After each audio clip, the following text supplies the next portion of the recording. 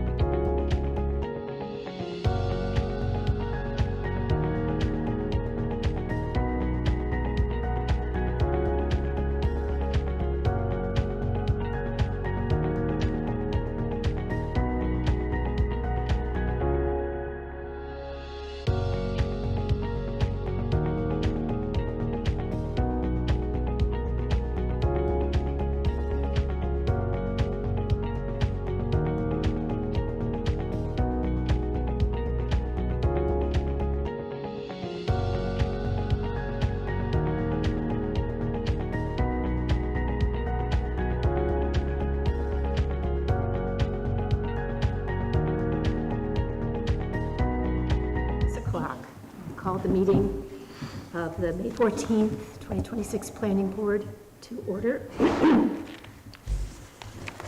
And our first item is attendance. I'm Victoria Rec Ames, Scott Self. Here. Mark Sclera. I believe he's in Europe. Okay. Richard Lane. Here. Brandon Self. Here. Michael York. Here. Alan Gross. Here. Alternate Stacy Goodale. Here. Charlie Harbeck. Here. And Jane Johnson is not here. And I'm going to seat Charlie for Mark.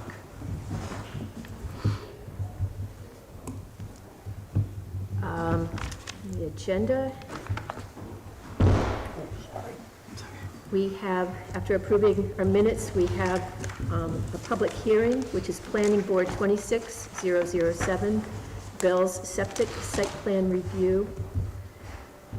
A site plan review application has been submitted by Fieldstone Land Consultants on behalf of John Rowan to construct a 6,000 square foot building and associated site improvements to operate Bell's septic tank service at 537 Old Homestead Highway. The property is located at tax map 224, lot 21, and is split between the business and rural agricultural districts. Next, we have discussions. We're going to review an excavation permit renewal. Mary Cook from Eurovia Atlantic Coast LLC is here to talk about tax map 238 lots 1 and 2 and tax map 236 lot 76, so that's 2 permits. We have a discussion on excavation permits in general, and then I'm going to be doing a presentation on commercial and economic growth relative to property tax burden. We need to discuss our commissioner for the Southwest Region Planning Commission, and then we're done. So, has everybody had a chance to read the minutes of April 23rd, 2026? And are there corrections, additions, or deletions? I'll make a motion to accept the minutes as presented. Motion to accept. Second. Second, Richard. Discussion. Everything all set? All in favor? Aye. Any opposed? I abstained because I wasn't here. One abstention, and the motion carries. Now, our consideration of regional impact. Is there anything on the agenda that qualifies as a development of regional impact which would require notification of neighboring municipalities? Make a motion, there is none. I'll second. Any discussion? Probably not. All in favor? Aye. Any opposed? And the motion carries. Okay, hey. So let's, going to reread the notice for the Bell's Septic Site Plan Review, which is submitted by Fieldstone Land Consultants, and we have John Noonan here to tell us all about it.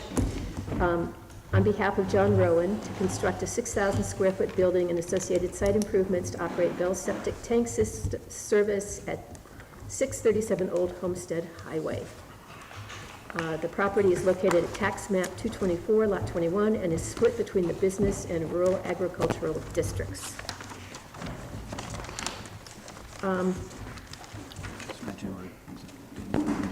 Yes. So, but should we discuss first the waivers, the requested waivers? However you want to do it, that's the chairman's call. Okay, However you want to do it. chairman calls. Looking at the checklist, I see only one waiver that's been requested, and that is number 20, which is a copy of certification by licensed septic designer that the existing system is sufficient for existing and proposed use. And the waiver is requested because a new septic system is being constructed. Correct. So, I'll make a motion that the finding that the granting the waiver would not have an adverse impact on public health, safety, or abutting properties, and that granting the request is consistent with the intent and purpose of the rules of our intent. that's a Great motion. Is there a second? I'll second. Second by Brandon. Any further discussion? All in favor? Aye. Any opposed? Motion carries. All right, now we're going to consider completeness. And I'm trying to do this in a streamlined fashion. Sure. So we've had some staff observations, and I have an observation of things that don't seem to be there. Most things are represented as being present on the plat submission checklist. But Adam noted some things that I will list, okay, from your report, unless you'd like to. If you don't mind, I would like to, because I also have some Conservation Commission comments that didn't make it in time for the packet. Okay. So starting off with planning, we can ignore my comment about the leach field location. The health officer was able to look at that location. While not ideal, he said there's no regulation against it necessarily, so we can cross that off. The parking calculation specifies a need for 6 spaces. The office portion of the building only needs 2, and I just want some identification of the specific activities occurring within the service bays. And maybe if you could provide a breakdown to the board of employees assigned to the bays versus the office. If 6 employees are parking on site simultaneously, please indicate where the additional spaces are located. For the life of me, I couldn't find 6 spaces. So please, if you don't mind pointing them out, I don't know where they are on that plan. So if you could point those out, that would be fantastic. There's also some confusion with Stefan and I over what surfaces are paved, gravel, or unfinished. I know there's a dotted line indicating the gravel surfaces, so if you don't mind highlighting that when you give your presentation. Certainly.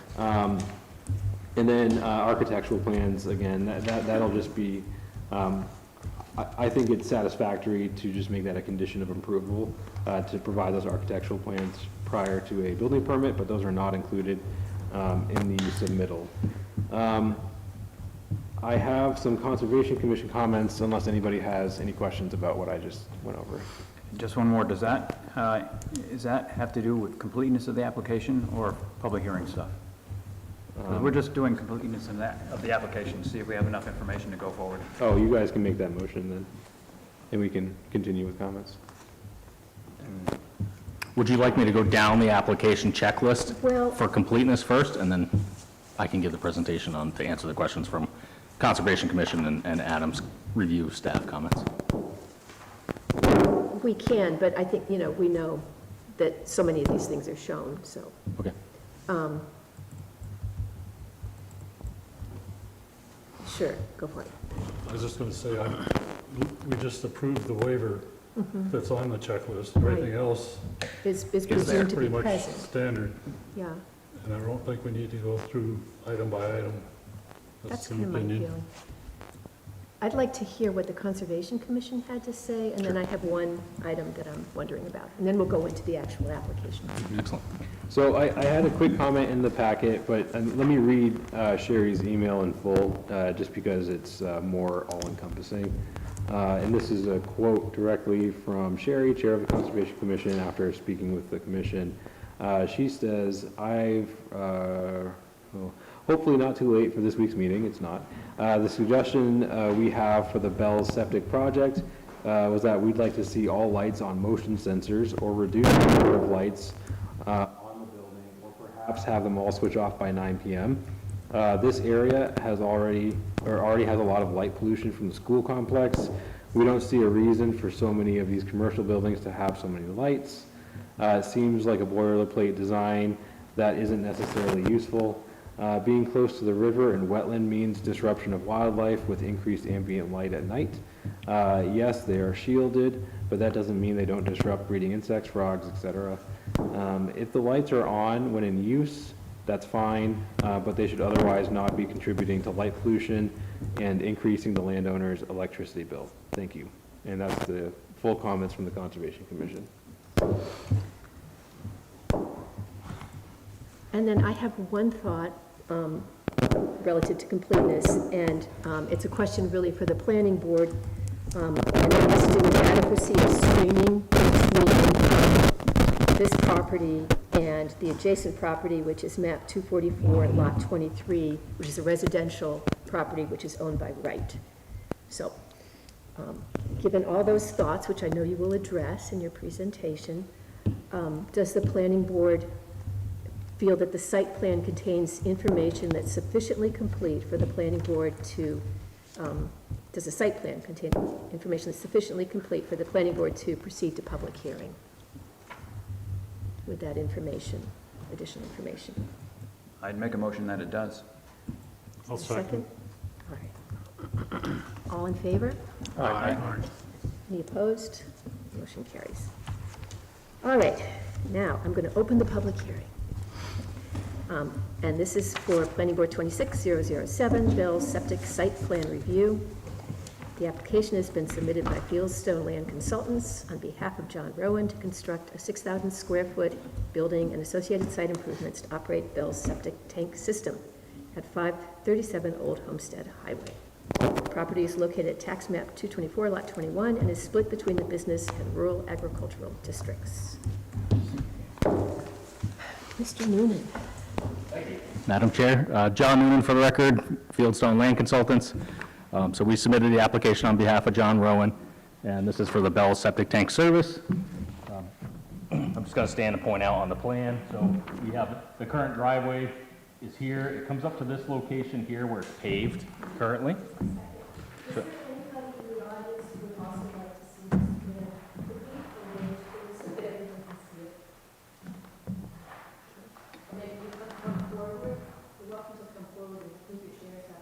Talk with the board to see everyone to see.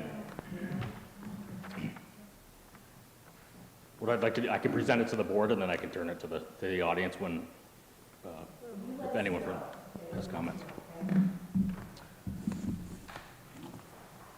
So the plan is to have a 6,000 square foot building. This would be a pre-manufactured assembled metal building, gabled roof. We did not submit architecturals because they're not available at this time. Mr. Rowan is working on, working with some companies to purchase the building. He has it on order, and when he submits for building permit, to submit the elevation and details for building permit. As far as parking, so Mr. Rowan is looking at 6 total employees. It's not 6 employees just in the office. So we had shown 2 at the front, 1 being an ADA space here at the front office, 2 on the side here, and 2 in the rear. So that was the 6 total. There are additional space along the area. So we have an overhead door to the west, an overhead door to the north, and an overhead door that faces south. These are shown as parking areas where they park trucks or any of the employees there. But there's also space all along these walls that you could have additional parking spaces. They wouldn't be a striped space. So he's looking for, it's currently paved up to this point here where we have a dashed line. The existing driveway is paved from there down to the intersection with Route 32. We're looking to hold that line, that widening the driveway, it would still be paved at a minimum up to that portion. That's going to likely be required anyway by DOT, so we're going to have to get a DOT driveway permit to update for the change of use for additional commercial use on the property from just residential. So the remainder is optional to be paved, so he'd like to pave it one day, but initially in building, he's looking to do like a hard packed gravel to start out and then potentially pave later. So up to this section here would absolutely be paved right off, and then this might be paved later on. But with that being said, this being a gravel surface to start out, there's not going to be a formal striped parking spaces, but there is a lot of areas that don't have doors. We also allotted for a 5-foot space for a 5-foot sidewalk, so that if he does pave it in the future, that would just be a paved sidewalk and space ahead of the parking spaces just on this corner. So overall, that's the layout for what's paved and what is potentially to be paved. And then our 6 spaces are shown. So we have 2 in the rear, 2 on the west, and 2 on the south side. Ultimately, you know, we have traffic coming in. We're widening the driveway to 24 foot wide because he has the tanker trucks, the pumper trucks are coming in. So just to accommodate a little bit bigger of a vehicle into the site. And then along the edges of the driveway, we're showing an infiltration trench A lot of sands in this area, so we're looking to infiltrate here.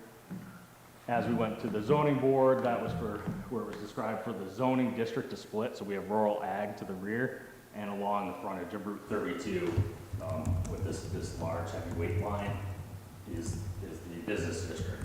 So we had obtained an encroachment, because you're allowed 30 feet of the business district encroaching into the rear. So we obtained a variance for extending the rear corner of the building further into the, than 30 feet into the rural ag district for the commercial use. The septic system underneath the parking lot, so the septic system has not been designed. It is not being designed by our office. Initially, they looked at, so there's good native soils up in this corner of the building, or corner of the lot here, so they're looking to target having the septic system here. Currently, we're showing it underneath the pavement or the gravel area here for the leach field with the tank closer to the building. There is potential we could, when designed, they could make a narrower leach field and longer and put it along the edge and keep it in the landscaped area and still have 10 feet at least to the property. But in talking to the designer, he had no issue with keeping the leach field for now shown in this, underneath the travelway of the aisle. For the Conservation Commission notes, really targeting it, lighting. So we had submitted a lighting plan. These are all LED full cutoff fixtures. And in talking with Mr. Rowan, so these are wall pack lights that are mounted on the wall of the building around here. And Mr. Rowan agreed he's okay is doing motion sensors. So these would be on a motion sensor. All of these newer LED lights come with a photocell in there. So once it detects that it's daylight, it turns off. And then there's a timer setting on them for motion sensors. So you order the fixture with a motion sensor or without a motion sensor. So I think that takes care of the comment from Conservation Commission. On siting of where the building and parking lot went, we were ultimately trying to, reduce any impact over towards the wetland and certainly down to the south branch of the Israel River is down here where the bridge is on Route 32. So we have setbacks from that being a protected river. So our 250-foot shoreline protection line bisects right here. And then we have the zoning district. So we try to put everything over towards this side of the lot. We had gone back and forth on different iterations, but ultimately Mr. Rowan wants to keep some separation from the residential use, which will remain residential use on the property. So he wanted it situated here. So that was how where the building. Sorry, guys. So that was in situating the building over to the side, and kind of what drove it into the rural ag district a little bit too, is trying to push it over this side and keep it away from our setbacks for the shoreline protection. As mentioned, so this is real simple on utilities. We're looking at a septic system for commercial use, so it's going to be a minimum size septic field. That'll be designed by others. Water initially is going to be proposed to come off the existing well. So the existing well is behind the southwest corner of the garage on site. So they're going to look at its capacity and we'll talk to the well driller. If this well can support a line over here, but there's minimal amount of draw for water for the commercial use. So they're going to run off the existing well. If it's determined when they do a pump drawdown on the well that there's not enough capacity, they would look at doing a well somewhere on site for the commercial use. But initially, he's trying to use the existing well.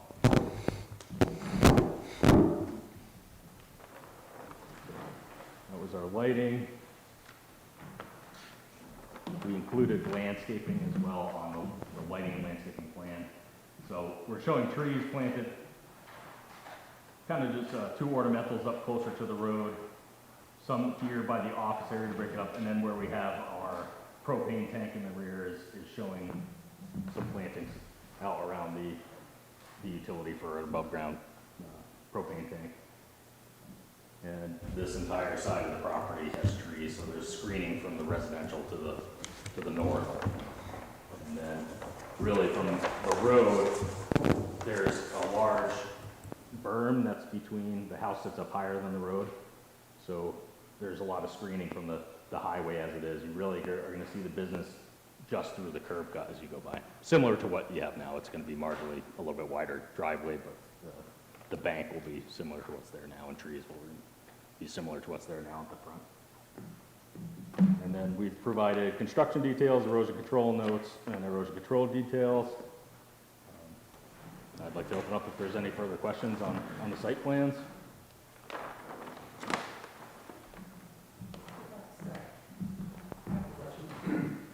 So it would not be visible from the road? It will when you're coming down Route 32, is really right at the break. I should show the grading plan. Right where the driveway is, you'll be able to see the front of the business section. But immediately, this is a big berm hillside right here, that you're gonna have a very short window of where you see the business front of the building. Coming down south on 32, you're not really gonna be able to see any of this side because it also comes up in grade and there's trees all through. This is all treed to the north. So it'll be a brief window there that you can see it. If you drive by now, you'll have a good indication because he's brought in fill and kind of brought it up to what his proposed grade is. So you can see basically where the building's gonna end up sitting. Who else has questions? Making eye contact, not seeing any response, I think. Think of something, Scott? I don't, it's pretty straightforward, other than not delineating the parking spaces on there. I would maybe put as a condition that they delineate those on the plan, just a line on the plan that shows where the parking spaces are. They currently are. They are? Yes. I can point them out. So we have lines, there's a circle with a 2 at the north here, a circle with a 2 on the west side of the building.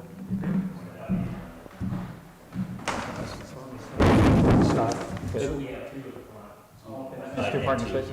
Yeah. So there are 2 in that area there? Yeah, and then this is the line that we delineated for a sidewalk, that if he paves it, would just be a striped sidewalk. Oh, okay. But also Yeah. asphalt. That's what that means. All right. I wonder what those numbers are. Were those numbers on the old version? They were. Oh, I completely, I must have been looking at a different sheet.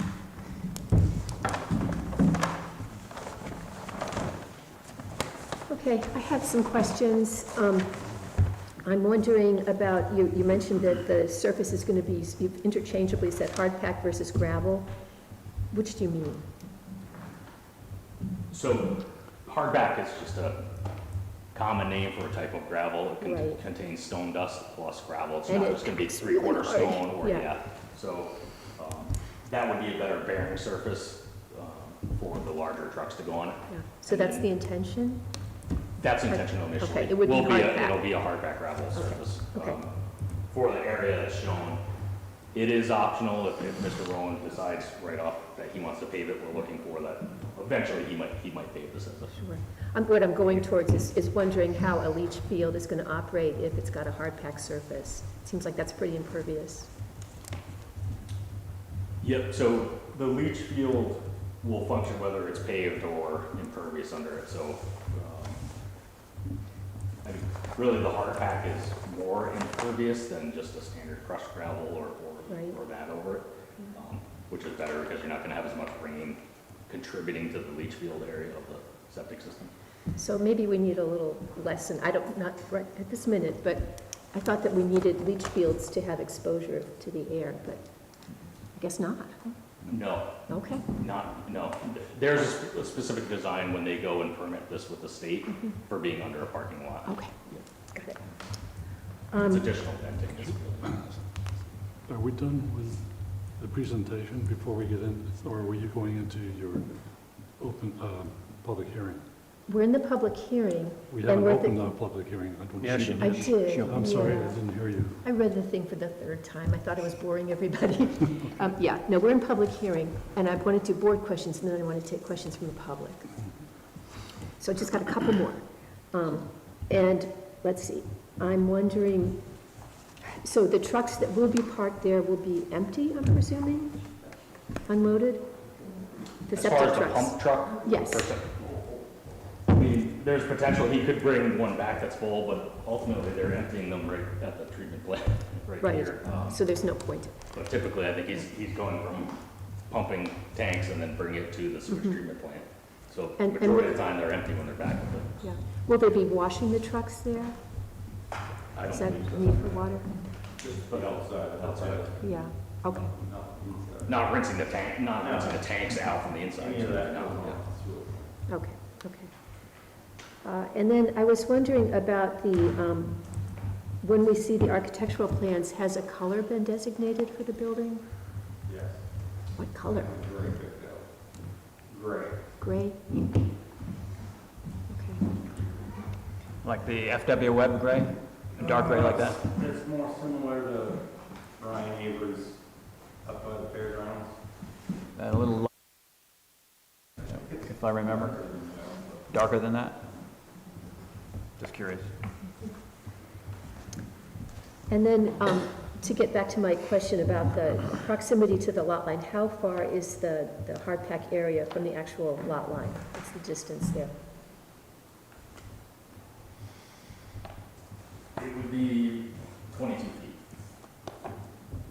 Which is, that's the setback, right, is 20 feet The setback is 20 feet from the building, yes. to the building? Okay. Okay. But the edge of the driveway, that far back, on this side, the closest Yes, portion would be yeah. 22 feet from the driveway.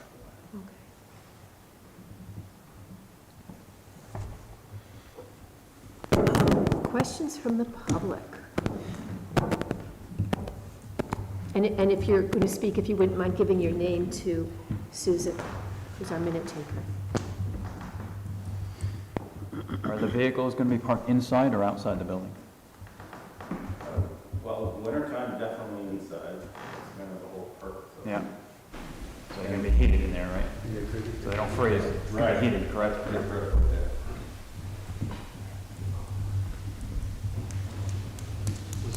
Was there a location for like a propane tank or something like that? Is that how we're gonna heat it with propane or what?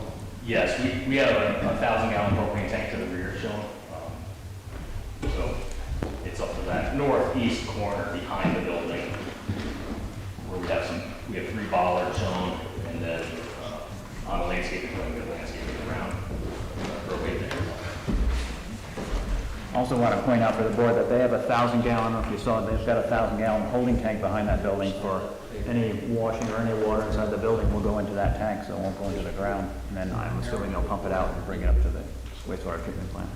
Correct. That would be for a floor drain inside the Yeah, shop. so if you, any water inside the building will go into that. It's going to maintain. Those tanks are within the setback? Right behind you, it's right behind the building there. Yeah. I see where they, looks like they were close to the eastern corner of the lot. No, that's got to be like at least 100 feet away from that lot line in the back. It's this one right here. It's right there. The holding tank? Yeah, it's right there. No, I'm way talking north about side. the propane tanks. Oh, the propane tanks? Oh, I thought we were still talking about the holding tanks. Yeah, propane tanks can be 10 feet. Over here, yeah. 10 feet from the property.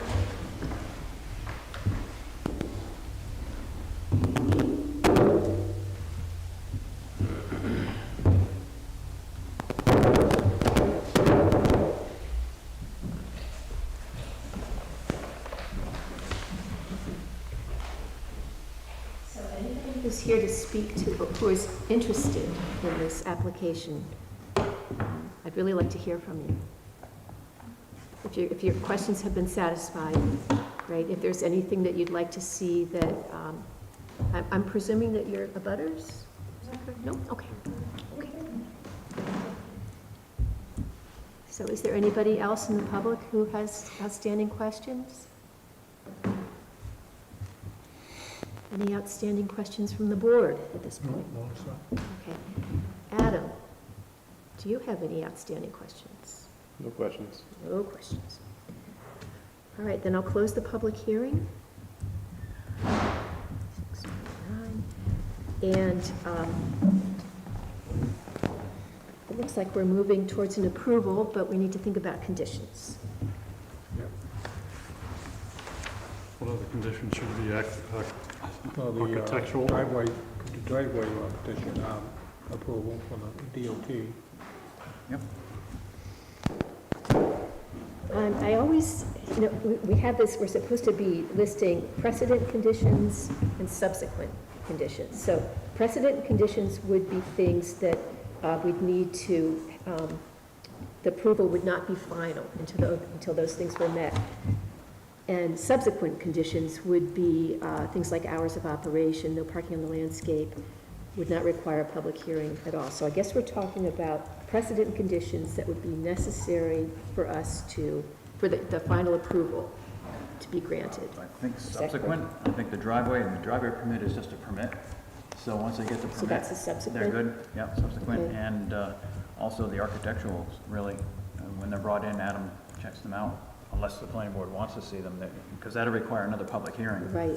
for that condition, and I don't know that it really needs that. Well, then let's decide. Are people satisfied that we don't need to see the No, once Adam architect- sees them, we'll find. Okay. Yeah.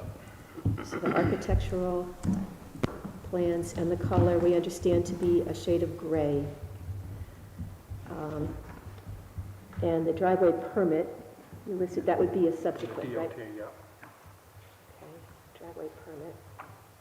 Madam Chair, I would just like, so we did list what would be our approvals and permits needed on the site, on the SP1 plan that would be signed by the board.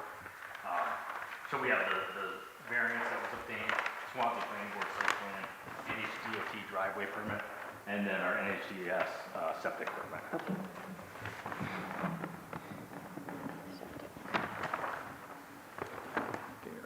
And so then, I don't think there's anything that we're asking for that we need to see, we don't need to have a second public hearing. No. So it's only the precedent or subsequent conditions. Yep. All right. Then I would entertain a motion to approve with the subsequent conditions of achievement of the driveway permit, inclusion of the architectural plans in the site plan, and the achieving a New Hampshire DES septic approval. I'll make the motion. Brandon makes the motion. I'll second. Is there further discussion? All in favor? Aye. Any opposed? Motion carries. Thank you. Thank you. Thank you. You're there for me tomorrow. I'll send in my notice tomorrow. Yeah. Thanks.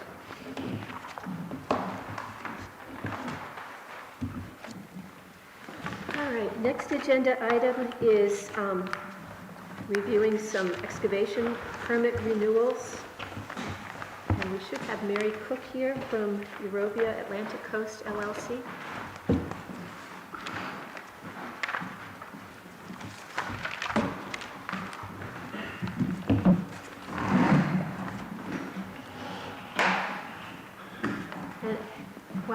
Welcome back.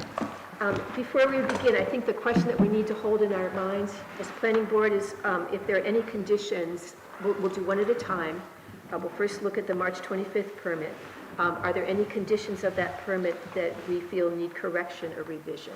Okay, so just hold that and welcome your presentation.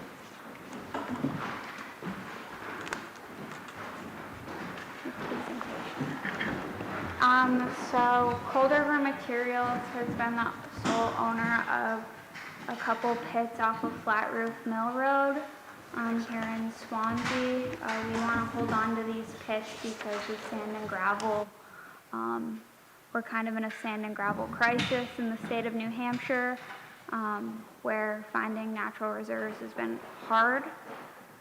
So we've had this permit for, both were applied for at different times, but at least 10 years now.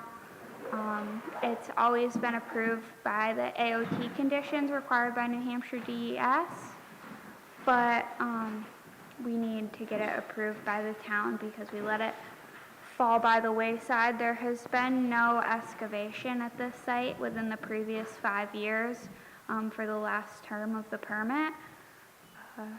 So we just want to hold on to it and keep that active. Paul, do you have anything? And I'm assuming everybody has reviewed the terms of the excavation permit that was signed on March 25th, 2021, it's in your packet. This would be our chance to, if we're not comfortable with any of these terms, have to change. But again, if it's not enough, we're not going to. We will go in there, we're there regularly, but we haven't excavated any material out of it. We just routinely check up on it, check the locks. People like to trespass on that site. And The alteration of terrain permit, Yeah. did you mention that? And would you just explain that again? I didn't catch quite what you were saying. Yeah, so New Hampshire DES requires an alteration of terrain permit, which we have for that site, and it requires a progress report every 5 years, which is kind of synced up on the same timing as our town permits here. So every 5 years we send in to New Hampshire DES updated plans of the current conditions of the site that follow under their rules and regulations, and that gives us lateral limits of what we can excavate, as well as a depth. But you just mentioned something that you missed one or something like that? No, we're up to date with all of our You are? alteration Okay. of terrain permits. We're just here because these permits expired, the town permits have expired, so. I was just clarifying that. It sounded like you missed one and you had to come No. here because of something else and that. Okay, right. Thank you.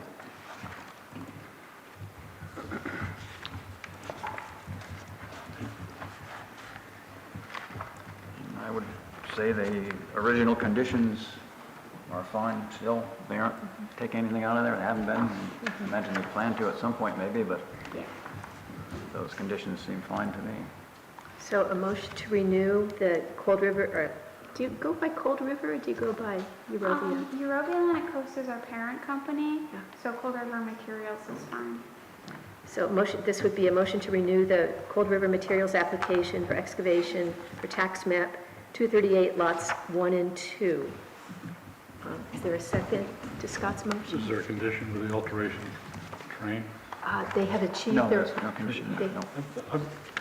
Does this cross, or do you have to cross the brook at any point to get into those areas? We do, yes. There's a bridge there, it's been established there. Paul, how long's the bridge It's been? been there for a long time. Long time, it's been there. Do you know what the condition is? I would say it's in very good shape. It's a metal bridge and, yeah, it's, I think it's, Okay. Has the Conservation Commission looked at this and had any comment about it? No, they have not looked at it. For impacts to the Cold River, I would say there would be little to none. We're not crossing the water, we're going over it, but the bridge has got a pretty good buffer zone and is pretty stable. Has little impact to the river, but the Conservation Commission is always more than welcome to come out and check it out. You said the Cold River, but you mean the South I Branch, meant right? the South River, I Okay, yeah, I'm a apologize. bit confused there. So there's no mention of crossing of the condition of the bridge. I mean, we could add that, the bridge should be maintained in, Yeah, passable condition, if you'd like to see that. I would think that'd kind of go along with operating the pit, wouldn't it? I mean, Yeah, they wouldn't be able to get out there if the bridge wasn't there. I think they would know that, yeah. How do you feel about that, Richard? Well, if it fails, it fails, then they're responsible for it. But what I'm concerned about is what's going to be crossing there that is a brook that's, is used for fishing. It's a recreational brook. I just want to make sure we have proper safeguards on it. Would you like to propose some language that we could add to the permit? I don't know if there's any way for us to inspect it or anything like that. Is that something that the DES would be looking at when they renew the alteration of terrain permit? Not necessarily the bridge, no. The alteration of terrain specifically is for the excavation. Not access to. I believe, again, this bridge has been in place for many years now, but there was some permitting requirements obviously when the bridge was put into place.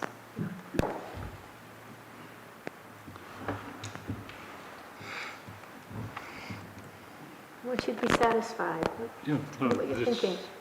I think just the condition of the alteration of terrain, what we say is already got that, so I guess we're fine. Just like to add into the motion, it will be renewed on May 14th, 2031, if we approve it, I believe, 5 years, or is it 6 years? Is it 6 years or 5 years? 5 years, okay, so that'll be 2031 then. So in the motion, it would be that it would expire on May 14th, which is today, May 14th, 2031. That's what we usually do when we approve these. Are they going to be involved in the reclamation at any point during that 5-year period? They will be, it's all, Under it's, 155? yeah, those are state, right, they have to adhere to 155E, of course, yeah, or it states it right in here. But yeah, they have to adhere to those requirements of the reclamation. And they also, this is the one with the $40,000 surety bond there for reclamation, which they have posted, I'm assuming it's still Is that valid. Excuse me, is that a state set figure, or is that something we set? It is not, it's something the town issues these permits. The state sets the guidelines, but the town issues the permits. So the town puts the conditions of whatever they want on them, reasonable conditions. And that was put on by the town, that one there. Do you have any idea when that figure was last calculated? I do not know when that was updated at all. Yeah. I don't know, but, you know, they have to reclaim the site, regardless of what that bond says. That bond is there in case they don't do it, and the town gets stuck doing it. Obviously, it doesn't look like they're, you know, they're a pretty reputable company, Yeah. big company around, and again, it's a safeguard. But I don't see any reason for upping it, especially since they aren't using it properly and have not been, and maybe will not. I can just understand they want to keep the permit going in case they need it.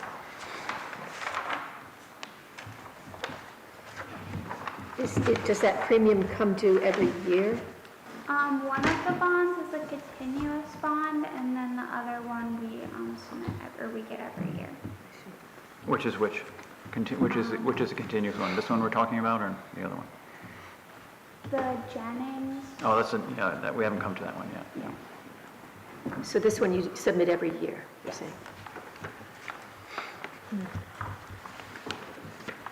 So we have a motion on the floor to renew the Cold River Materials application for excavation for tax map 238 lots 1 and 2, set to expire on May 14, 2031.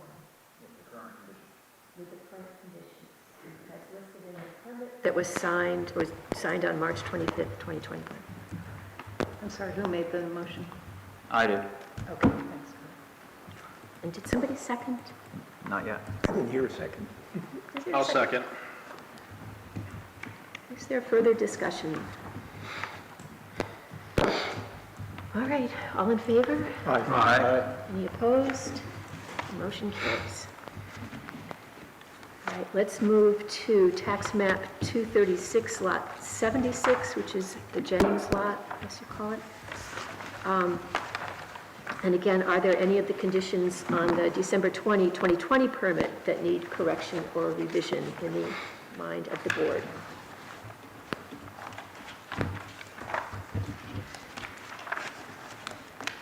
Is that the same access? I'm not sure. Is that the same access? That's the same access, yeah. Yeah.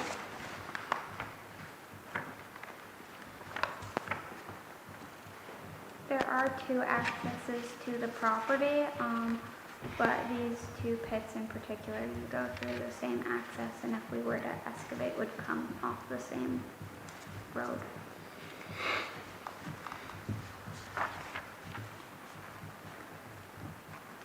There are many more conditions here. Has everybody had a chance to review these conditions?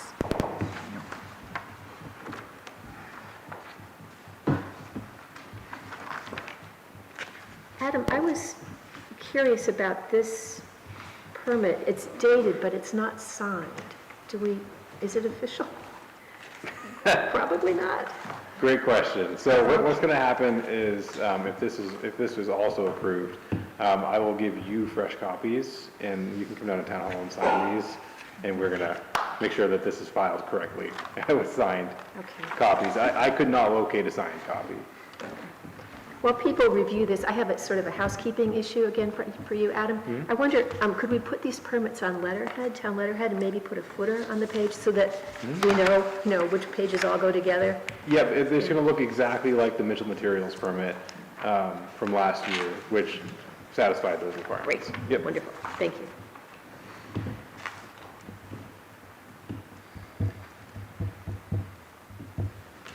And we will be discussing that a little bit more after this.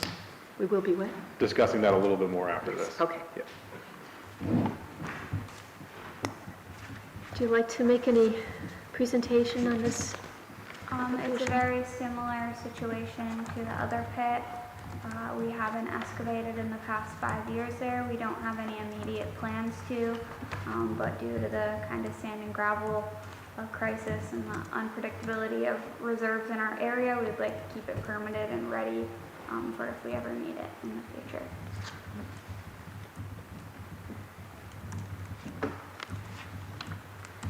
Are there any questions relative to the conditions of this permit, the former permit? I'd like to ask a question. You said there's a sand and gravel crisis? Yeah, there's a lot of, it's really hard to get quarries permitted in the state of New Hampshire now, and then along with that, it's very hard to get sand and gravel in general. Just we're running out of reserves everywhere, not just in New England, but. So you probably will be excavating there in the future? It'll probably be a few years, but yeah, we'll probably go back in there at some point, yes. Thank you. Within this next permit period, you're imagining? I think we probably will.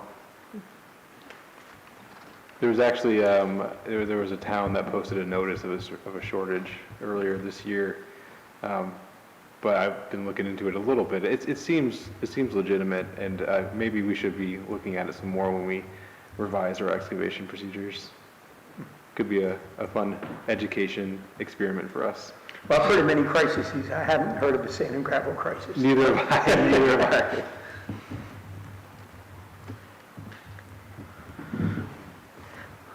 I. Hearing no comments, I would entertain, if we're ready, I'd entertain a motion to renew this permit, which is Cold River Materials Application for Excavation for Tax Map, Lot 236, Lot 76, to expire when, Scott?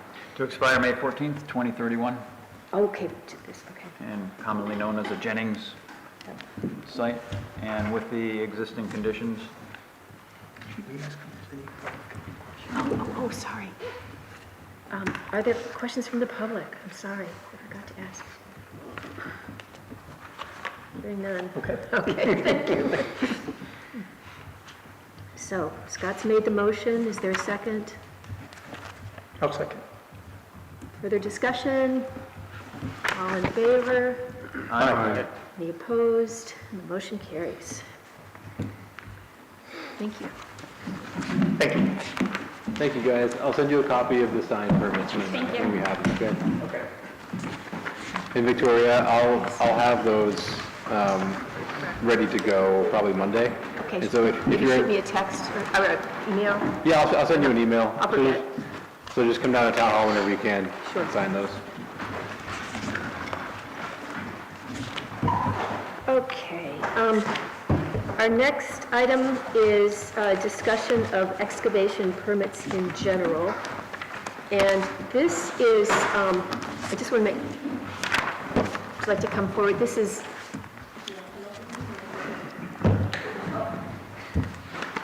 we have Emily Curlow and Mike Johnson. And I just want to make clear that this is just a non-binding exchange of ideas. We're not going to take any action. We're just here to listen and learn. Correct. Perfect. Yeah. All right.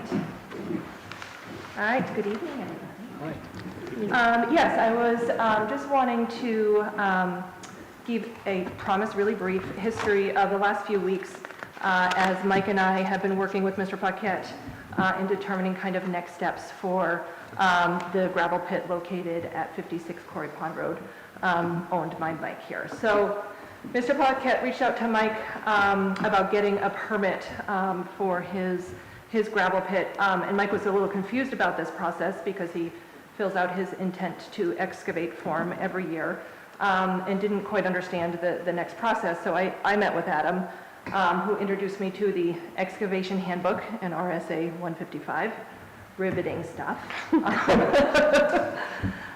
So initially, I didn't think that the permit would apply because literally the first part of it says, and I quote, that any owner designee subject to this chapter shall, prior to the excavation, apply for the permit.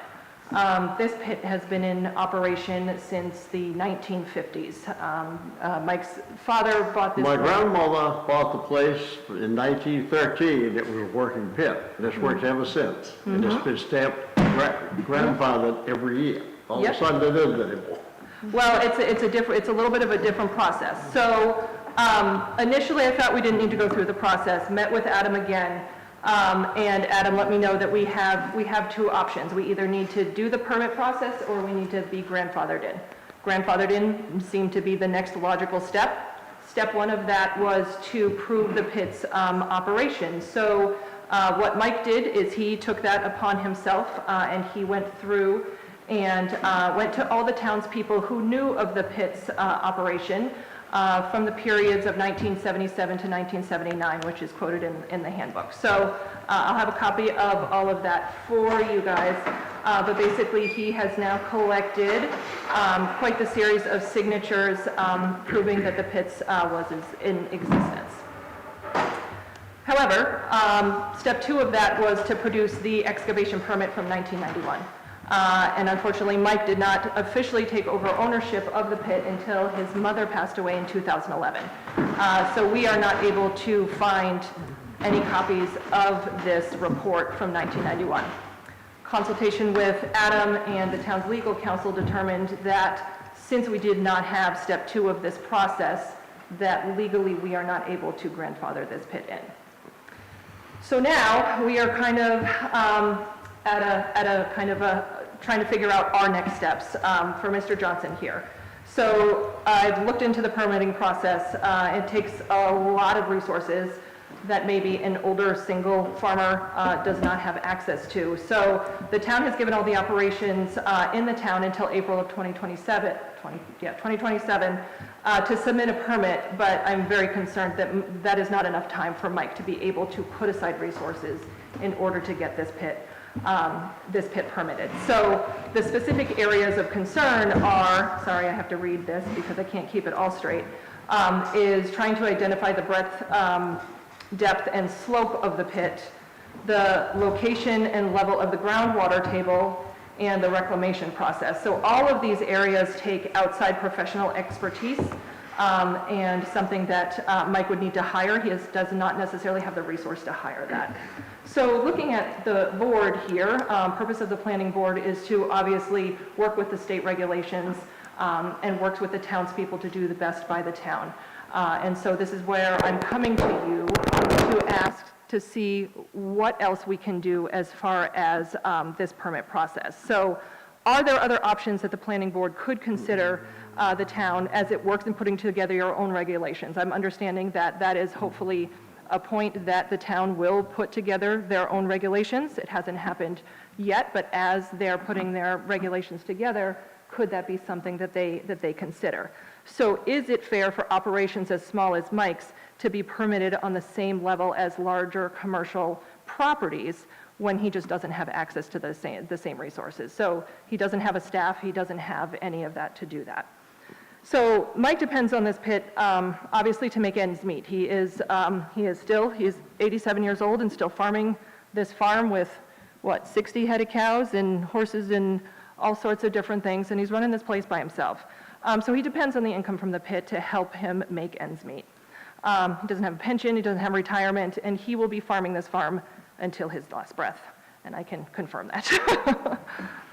And many of the projects that are coming out of this pit are supporting small local projects within the town of Swanzey too. So while Mike depends on this pit, the town depends on this pit too. So a lot of these, the last person just talked about the sand and gravel shortage. Here it is right here in Swanzey of being able to help support some of these smaller local businesses and projects to be able to do that. So while Mike depends on this pit, the town also depends on the pit too. Mm-hmm. Remember, Oop. at least 10 or 12 trucks coming from his pit Mm-hmm. today or yesterday, are headed to Richmond. Mm-hmm. So how is that supporting or helping within the town? Well, I didn't. Other than, Right, so I didn't say every project, I said some projects. So no, I'm not definitely saying that every bit of sand coming out of there stays in the town of Swansea, I'm not saying that at all. I'm saying that some local ones, I know for a fact down on Hill Road, they're working on bringing some sand in there to work on the septic pit there. So it's just an example. Yeah. What we're asking for from the board is, for right now, a deferment on the permitting process for this specific pit. Two reasons for this are, A, to be able to give Mike some time to be able to get some of these resources together, as well as give the town some time to consider all of the different variations of the operations that are in the town as they put their own regulations together. So I just want to sum up, because I could have missed something. And I'm just going to read this, and I promise I'll be fast. But not too fast. Yeah. All right. Well, the pit has been operated since at least the 1950s. Mike took over as the owner in 2011, filling out his paperwork each year, thinking he was doing all the right things by the town for at least the last 15 years. The town has never told him otherwise or had an application form for him to fill out to indicate there was an additional permit process. Now that he is 87, he doesn't have a computer or email and is dependent on this income for the duration of his life. We feel it is unfair to expect him to complete this very complicated process in such a short timeline. We urge the board to consider the deferment of an additional 5 years to allow him to set aside money in his very tight budget to work towards this process, or until the next owner is able to tackle this process with more resources. We do not expect an answer tonight, as there is a lot of information for the board to consider. We look forward to hearing back from you guys over the next few weeks with additional questions, ideas, thoughts about the deferment. So I just want to thank you guys in advance for even considering looking at some different options here, really trying to think outside the box and how we can support one of our members of our town who, as I said, yes, rely on this pit and has also been a huge part of the town for a long time. So I did bring Mike with me because this is not my pit, and I'm just trying to help out here, and I do not have all the answers to the questions. So I am happy to, A, try to answer them. Mike can try and answer them, but I'm also happy to get back to anybody with any information that we're not able to answer right now. You are Mike's closest neighbor, Correct. and you're the Director of Operations at the Monadnock Humane Society. Emily is my spokesperson because I'm just about deaf. I can't. Speak into the microphone. Yeah, and you've known Mike all your life. I have. Okay. Yeah. And you're here as a trusted neighbor and friend. I can't understand that. Yes. That's okay. She's just confirming who I am. Okay. Yes, making sure I'm not any, weird person trying to... Next to being my kid. Pretty much. The only fellow I have, she and her family take good care of me. Yeah. We try.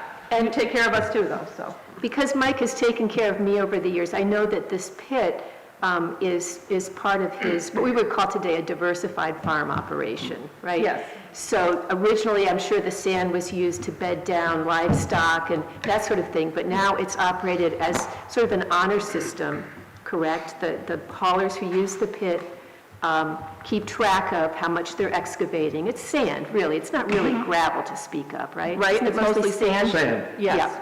So they keep track and pay you, as an honor system. So there are no scales, it's not any kind of fancy operation. Yes. Okay. So I have a question also. If he's been operating out of there all this time, why all of a sudden now, Adam, is it an issue? it's not all of a sudden now. About 6 years ago, it was noted that he wasn't actually grandfathered, and it's been kind of like a kick the can situation, where there's now been, I think, 4 planners before me who have mentioned that, quote, we need to start looking at this, or we need to start doing this. It's been one of those conversations for the past however many years. And Christine has went to every single one of those planners trying to get this started, and it just hasn't been started. It was going to be started last year, but we couldn't quite get a handle on it. This year, we could. And we filtered everything through Cordell and the state, and we're working with the state to do this. But I think the challenge now is, you know, Mike is now, you know, 87 years old, and we're trying to get him through the duration of his life, and this kind of expense to try and put this permit together at this point in his life is very challenging. Absolutely. Adam, what is the state's involvement here? So they are helping us keep track of the excavation projects in Swanzey, and when somebody submits an intent to excavate, it goes to them. They have been noting some inconsistencies with how they've been filled out and lacking information. They need to be more detailed, essentially. And that's the intent that you file every year, correct? Yes, I have Yep. copies of those, yep. So are they asking for an alteration of terrain permit? not quite all of it. No. As we saw in the last application, they will need an alteration of terrain. I'm not with sure the that the state. scope of the I was doing some measurement, and I'm not sure that the scope of the operating area Will would trigger. trigger that. It's not a small pit, it's So not a big pit. If it doesn't trigger one, then they won't need one. But they do need an excavation permit, because, again, we're working, I forgot who the rep's name with the state was, but, you know, this isn't just a Swansea issue. They want everybody in the state of New Hampshire to have the rights, you know, they want them to have a reclamation plan, a reclamation bond, and a permit. So this is just part of that process. And again, this should have been done decades ago, but it wasn't. Just unfortunately, we can't just say just because it hasn't been done in 40 years doesn't mean it shouldn't be done. You know, we want everybody in Swansea to be properly permitted and operating under the letter of the law, and I think this, in all fairness, we should be holding everybody to the same standard. We can also say that it hasn't harmed the town in all these years. Either. I mean, you know, I know what you're saying, but that's what I'm saying too. It really hasn't harmed the town. Not yet. One bit. Not yet, it hasn't harmed the town. What does the state do with the intent to excavate? What is that form? We'll have to get Christine in here for a meeting, because she processes all the intents and she sends them to the state. It's a state form, the state has us manage them. I don't touch the intent to excavate, and then the Board of Selectmen approves them. Okay. And I will also note that we do need is a funny word, but we should be adopting our own excavation regulations, but they won't be less restrictive than the state. They'll be equally or more. They can never be less restrictive. They can only be at the same level or more restrictive. I'm wondering, so is the board clear on what these intent to excavation forms are? This is an annual thing, it's like a timber cut form, so the operators have to pay a tax every year on how much they are excavating. So there's that, and that probably makes many operators feel like they're complying because they filled out this form every year, they paid their money every year. Yeah. But then currently we're using, because we don't have an excavation ordinance, and we don't have, if we had an excavation ordinance, then we would have an application page, as we do with all our other ordinances. And that would, in my opinion, make it a lot easier for people to navigate what's required to get a permit if they don't have staff and engineers on site. We can't make our regulations less strict than the state law, but it appears to me that some of the words in the state law could be subject to interpretation.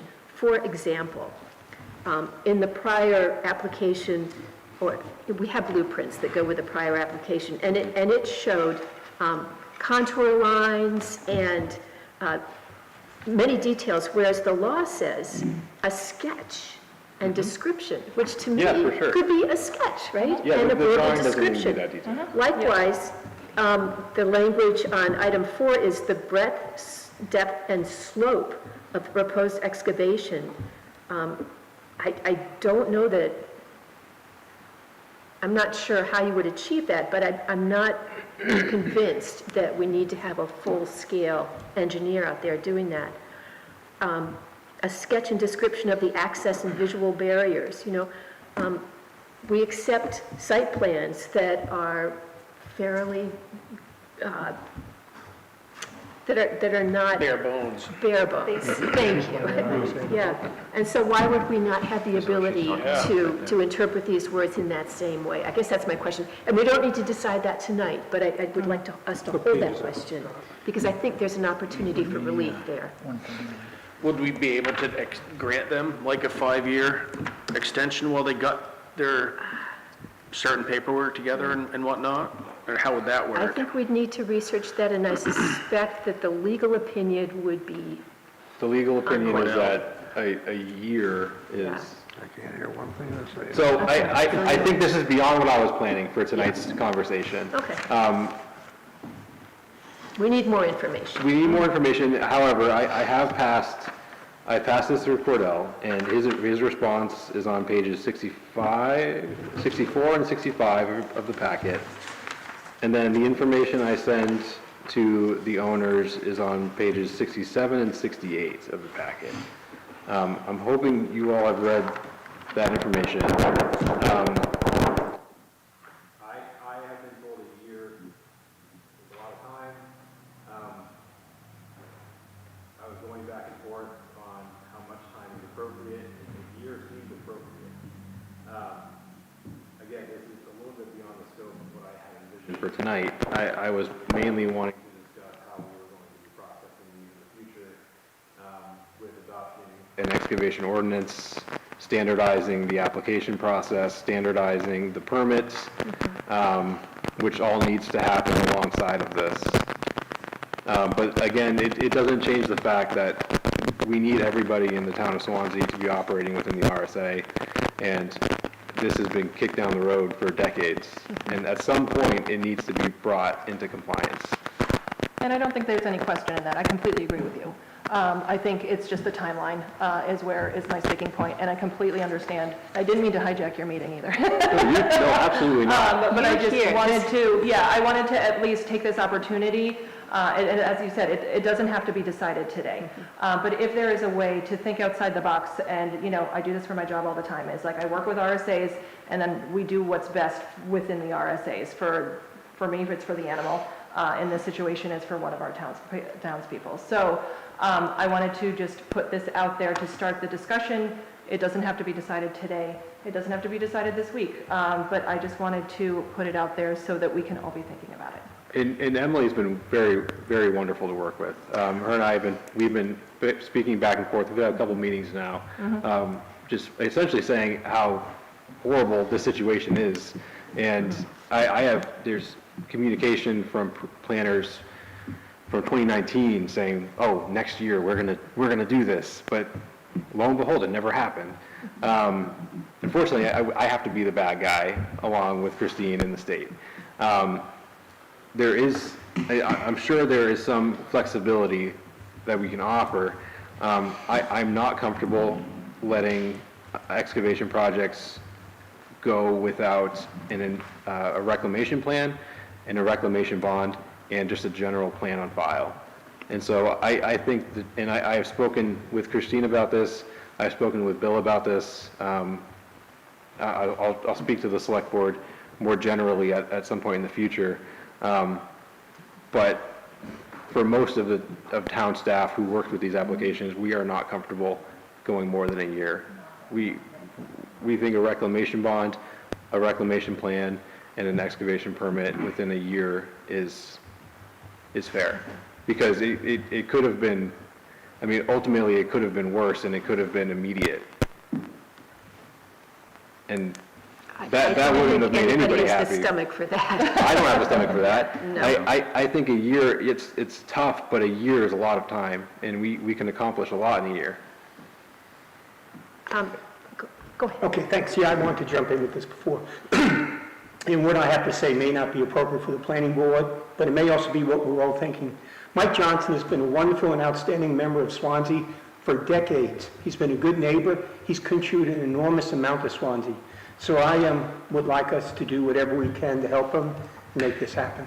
I am uncomfortable holding other people.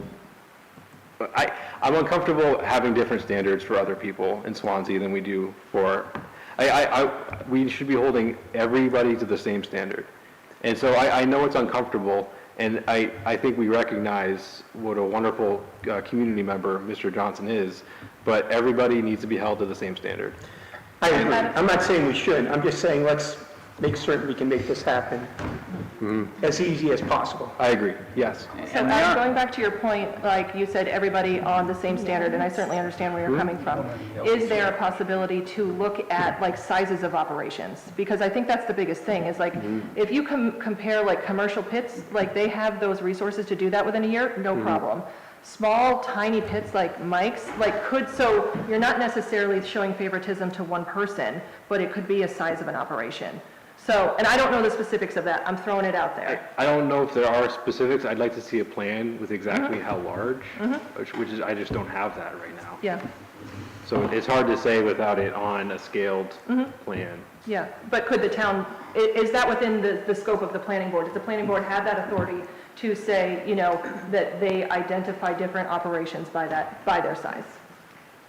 I don't think so, but, If it doesn't say it in the statute, then we can't do it. But still, you're not saying that you're not going to do it. You're Right. just looking for some more time to do it. Correct. And I think that's reasonable. You know, we give tax abatements here, or we don't, the selectmen give tax abatements, you know, that's not treating everybody the same, but if the person needs it for hardship or something like that, they give it to them. So I see the same thing here, as long as these parallels. And yeah, I know it's a lot to do there. We haven't written our ordinance yet, so that's going to take a year, because it's got to go to town meeting, and if town meeting doesn't pass it, we still don't have one. And that's the question again. We don't have an ordinance, but yet we issue the permits, but it's not a state permit, it's a local permit, it's our permit, correct? it's a permit, so excavation permits are weird with how they're issued. I filtered this through Cordell to make sure that we were actually even able to issue excavation permits, because I was wondering who gave us the authority to issue excavation permits? Without writing an ordinance first. Without writing an ordinance, That's right? usually how it goes. Yeah, but he said we were permitted to issue excavation permits. Yeah. I would be interested in maybe having a longer, maybe workshop about excavations in general, so we're all on the same page with RSA 155-E.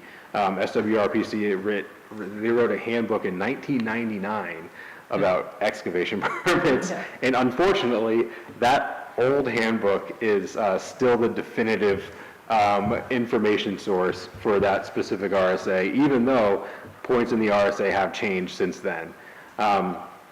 So from what I understand and what from the information I could get from Cordell and SWRPC members is that we are permitted to issue excavation permits, which is why you guys have been issuing them for a while now. For a long time. Yeah, and again, it took me like 6 months to figure out why we even had the authority to issue those permits, because it's not clearly stated in the RSA.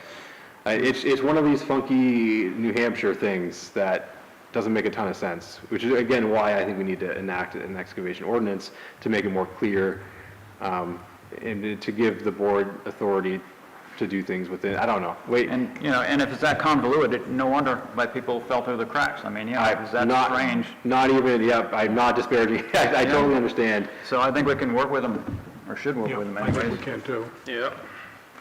I have a question, maybe I missed it, but what makes it so that you're not grandfathered into the town requirement? It's the RSA requirement under 155E. It's a 2-year requirement. If you could go, anyone I think as it states, Adam probably has it there in front of him, but Yep. you want to read it off? Yeah, but I've been looking at this, for a while now. So there's two key components to be grandfathered in the state of New Hampshire. You need to be lawfully operating between August 24th, 1977 and August 24th, 1979. Yes. He met that one, but not the Yep. next one. And then it has to have remained active with no down years since then. And then on top of that, they need to have filed an excavation report by 1991. 1991. I don't have the exact date, there it is, August 4th, 1991. So if they haven't done those two things, they're not legally grandfathered in the state of New Hampshire. Is the excavation report, what is that? If they intend to excavate? So an excavation report, How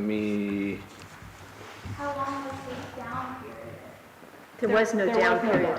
Yeah, We the- just don't have that specific report on file. I don't have the exact requirements for the report in front of me. I can give the board an example at our next meeting, because we just received one earlier this week. But the excavation report's a very short document stating that they are legally operating, they have been operating, and they are submitting that report to be considered grandfathered. I'll submit an example. I don't have the exact requirements of what the language needs to be in that report, but I do have an example I can bring to the next meeting. How many other grandfathered pits do we have in Swansea that have submitted that excavation report? So we have one confirmed, we don't have an inventory yet. We're working on an inventory still because it takes a while. What we're doing is that whenever a site files an intent to excavate, we're then checking their property file to see if a report's been filed. If not, we're sending them that email that I have attached to the packet. If yes, then they're grandfathered, and then we double check the active dates. But frankly, if they have an excavation report, those dates have already been checked. Or if they have a permit on file, then they have a permit on file, and the permit needs to be renewed every 5 years. So other than the excavation report that was produced by the one pit that was clearly a grandfathered pit, do we have any other excavation reports on file in Town Hall? No, but they all have permits then. So the two Cold River, right? Those two properties have renewed permits. Renewed permits, but not I'm talking about grandfathered permits only. If they have a permit, it doesn't matter if they're grandfathered or not. They have a permit. We Carlton have Road? more than 2 pits within the town, not to interrupt, but Yeah. Yeah. All right, this is probably more than you really want to get into. Yeah. But what I'd like to know is how we can keep Mr. Johnson and Ms. Curlow involved, how we can keep you informed as we proceed so that you're not feeling the anxiety of how to deal with a potentially economically disastrous situation. We've been communicating back and forth pretty often. And if you don't mind, I did give you guys some paperwork to, this is just a summary of what we talked about, as well as a copy of Mike's very hard work and the letter that he put together. So I just wanted to share that with all of you. Thank you. Thank you. And my contact information is on there. You can try Mike, but he won't answer his phone, so you can just call me. So I think that while we're doing this, we have a spreadsheet going with grandfathered and permitted sites. And if we notice that it's neither one of those, then they get that communication from the town saying that they have a year to comply, and I think a year is going to be the general timeline for compliance. Okay. Specifically, though, I'd like to think about this particular pit in terms of how the board proceeds with it.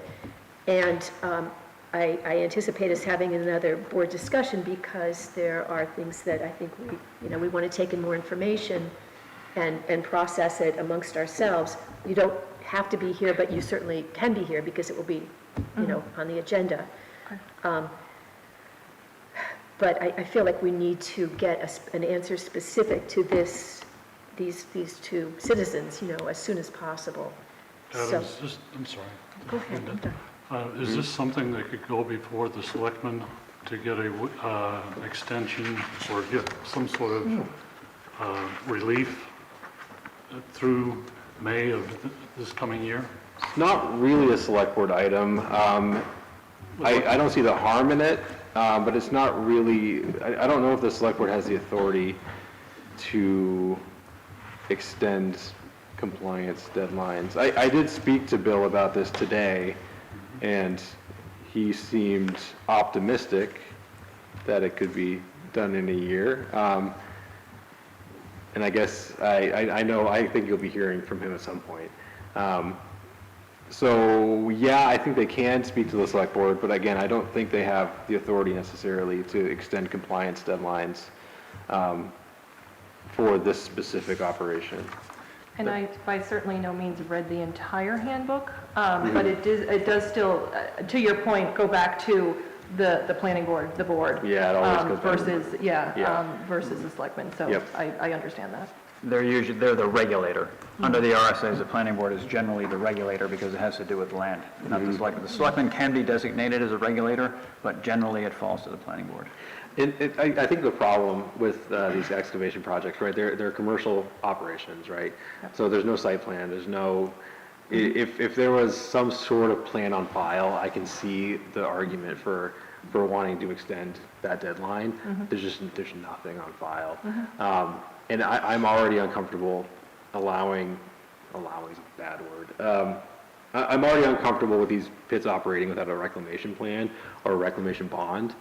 From a town staff perspective, that's just bad on our end. And again, this should have been fixed decades ago. The fact that it hasn't been started until now is crazy to me. So Adam, just one point of that too is, so let's say that we need a pit, we can't do it, this shuts down. There's no reclamation happening. These pits are already in existence. So, I feel like that point specifically is challenging because even if everything stops and there's no permit, the pit is going to sit as it is. There's not going to be there's no money for any reclamation, anything. So Right. then what would? If we bring it into compliance, there will be a reclamation process. Yeah, but that's what I'm saying, is like if that is a piece of the permit and we can't get the permit, then it's going to sit as it is. Yeah. Yeah. Yeah. Yeah. Yeah. There will be no, either way, there won't be a reclamation period.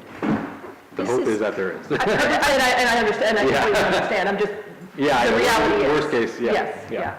The law does, 155-E:B-5 exceptions does provide for some flexibility in terms of reclamation. And I believe there's language in there about bonding too. So I don't want to get into that with you guys because tedious, right? Yeah. But, so there's a lot for the planning board to consider, and what you've done is made a situation very concrete for us, you know? But also there's a sense of urgency that I feel to get this resolved, because it's not a comfortable place to be. Yeah, yeah. So I could see us having a further discussion and perhaps there being a recommendation that we have a discussion with the Board of Selectmen. Yep. Love a joint meeting. Excuse me? Love a joint meeting. Perhaps, or maybe under, as a non-public. Non-public would be situation. okay. Yeah, we can talk about it. Yeah, I would be more comfortable with that. So we've got options, and you've brought the urgency to us, and also the failings of our system right now. So that's really helpful to the board. Yeah, and I do want to make it clear, this is not, I don't think this is a failing on Mr. Johnson or anybody related to this project at all. I think this is a failing on the town, frankly. The fact that it's taken us so long to start this process is, I think I used the word crazy. It is crazy. It does need to happen, and I'm sorry that it's happening now out of seemingly nowhere, because it is out of nowhere. Yeah.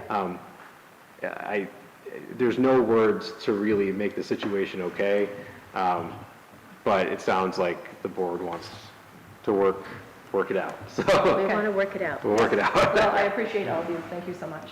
Thank you, Emily. Yeah. Thank you. Thank you, Mike. I think there's one We're question. good. Sorry. Before we go, I'd like to say that I understand somebody came into the town hall and said there'd been some bad accidents in one pit. Hold on, Richard, did you have a question? Yeah, if Nobody's they're, ever been hurt in that pit in my lifetime. if they're out of compliance, is there fining that goes on? If so, who assesses that? State or town? State.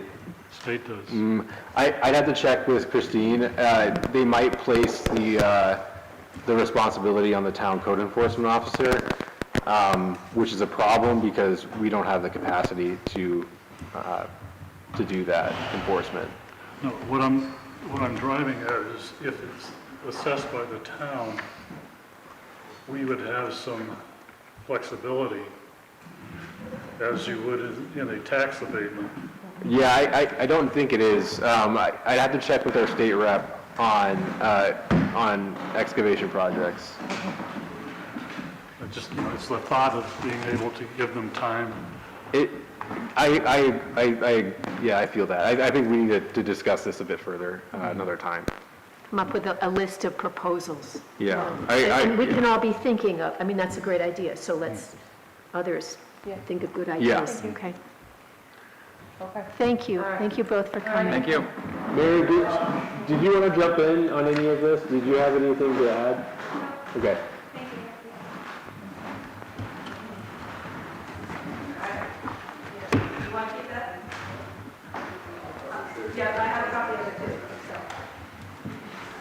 Sue, would you like to bring an issue to the board? Yeah? Let me just see where we're at. Yeah, it's a perfect time. Please do. Okay. Yeah. My name is Terry Lewis, and I'm here tonight to ask some questions about a site plan that you guys told me last year I needed, and I'm finally getting to it, about having small events on my property. So the questions that I'm here for tonight is so that I can be prepared to be at a formal meeting the 28th, I think, June 28th. Let's have a quick question about how to best handle this, because I want, in terms of how to prepare a site plan, it's best to go to staff because we're not so good at that. We review them after the fact, but we count on staff to make sure that all the items are depicted. Okay. It's our So- job. I mean, it's our job, so, Yeah. and we've got staff right here. Okay, all right. I sent you the requirements, right? Yes, you did. After because we met 2 weeks ago, Yes. for her property. I'm sorry, did we set a date at that meeting for the planning board? I think we're looking at June 28th, June 28th? which means my stuff has to be submitted by June 4th. Yes, yep, June 4th. But June I wanted 4th. to totally understand what was required. Or, like, there's some things on here that ask for architectural plans. It's like, I'm not The building checklist. anything new. Oh, yes, So the old do I need to include those? So the checklist is there for any relevant items to your project. So you have a building in place, and I believe you submitted architectural plans with the building inspector at the time, I got a right? building permit. Yeah, Yes. so I would just attach the building permit to your site plan application. Okay. Because that should have not only the permit, which is good, but the architectural plans as well. So my architectural plans got Let me stolen from let's one of just my... stop for a second here. Let's just make sure that we know what this is. This is just a preliminary conceptual consultation. Yes, Which yes. means that nothing is binding here, no matter what the planning board members say or anything like that. It's just a consultation, that's all. Yes. And just Okay. for my notes, could you give me the address of the property? 69 James Road. Okay, thank you. Sorry, Adam, didn't mean to... No, absolutely, sorry. Think of the checklist, you want to try to complete everything on the checklist, but some of those items might not apply to your project. Like I was saying, in your case, you have a building in place already.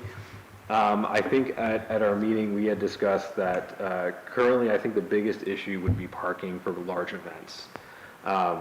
So figuring out where that area would be on the site, and just delineate on the site plan, make sure that there's enough room for a car. I think that it's 9 by 18 I can't remember exactly. I think that's right. Yeah. You still have a large field, do you not? I have lots of large fields. I have 57 acres. Yes, no, I remember my nephew's wedding to your daughter. Your nephew is Greg? Yeah, Greg Greg Curry? Curry. Yes, yeah. yes, that And wedding there was was a there. very large field Yes. there. So in concept, just explain to the board what we're doing here. So tonight, I just wanted to know if I drew the plans myself, would something like this be acceptable? Or do I have to hire someone? No, we accept them worse than that sometimes. I mean, that's not bad, I mean, you know, worse than that. Okay. And also, just the concept of what you're doing, you want to have The large concept events, I of- think you said. Okay. The concept is large events, I think you had said. Yes. That's what it is, so Yes. that's what you want to do. Yes. And so you're just asking us, for the drawing part of it, which is, we can answer you in general terms, but not in specific terms. Sure. So that's what I'm just ironing Right, out. so I just wanted to make sure that if I drew my own plans like I have here, if that's going to be okay, because I didn't want to, I'm actually going to Tennessee to watch grandkids graduate soon, so I wanted to be ready when I came back in June. Yeah, the board does accept those. Okay. And as Adam mentioned about the checklist there may be some things that don't apply to you. You can ask for waivers, and the board considers those. Okay, and does that have to be in writing in the packet? It that I should be, submit? yes. Okay. I remember when we met, you had mentioned that you were going to try tracing over it. Did it work out okay? Yeah, so I had plans from my septic system. Yep. And I just traced over and then added the things that are on the property that aren't on the septic plan. And adding the area where you're going to have these events down Yes. there, and parking, Yes. I think Adam brought up parking. Sounds The like only a thing I good don't way. have on here is my property lines because it's 57 acres, it's way out around. Well, you can get from the tax maps, you can get an outline of what your property is, a smaller scale, of course, but you Right, get that but to it- bring along with it. So the Yes, board and knows, I because do the board have that. doesn't need to know kind of where it is. you Yeah, know. sure, I Yeah. do have all that, and I have an aerial picture that shows the fairgrounds and all that stuff too. Okay, yeah, but just, something from the tax maps showing your property lines would be good, Yep, you know, yep, I have and that. surrounding ones, just to But locate it where it doesn't is. have to be big like this? It does not, no. Okay. I don't have a printer that will print something that big. But it's usually a small, I don't know if this one has one on it, this one, yeah. It's just like a locus map there. That's- yeah, like This where little I thing can that put locates line. it where it is, and then it shows where your property lines Sure, are. okay, all right, cool. I will see you again in June then. No other questions on it? I don't think so. Okay, well, Adam can answer. If you have any other questions, you can just come back to town hall. and meet with Okay, us. all right, thank you very much. Have a good Okay, trip. thank you. Coming in. Thank you, Terry.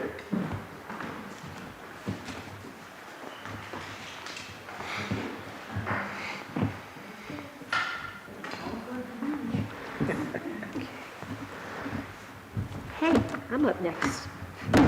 Excellent. Yeah, let's have some fun.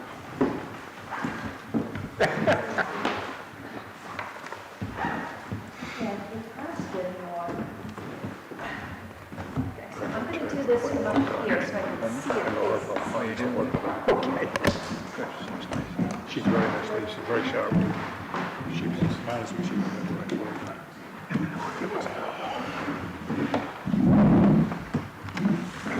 What I have are a series of charts and graphs, and we're going to go through these one by one, so you don't need to skip through. And some of them we're going to do pretty quickly, and some of them we might even Thank you. And this is the result of just some questions that I had earlier this year. I already have that. Are they the same ones? Yeah, I think so. Okay. Well, you have the last one. You have the- Is that a new one? I'll take There's a it. new one at the bottom of the stack. Oh, I see. Okay, nice. Thank you.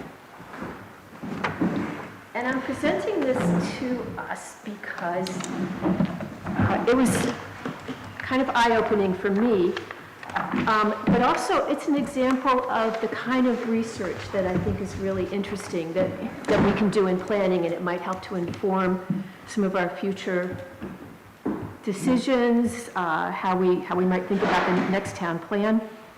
So the first three charts are the same chart, and on page 1, so find on the upper right-hand corner, there's a number of the page, so you can follow along, because we're going to go kind of fast here, all right, at the beginning. What I'd like to draw your attention to on page 1 is we're simply looking at how much the population of Swanzey has changed over time. And we've got the towns, all the towns in Cheshire County on the left-hand side are listed in order of population change. So you'll see that the city of Keene in that time period has lost 847 people.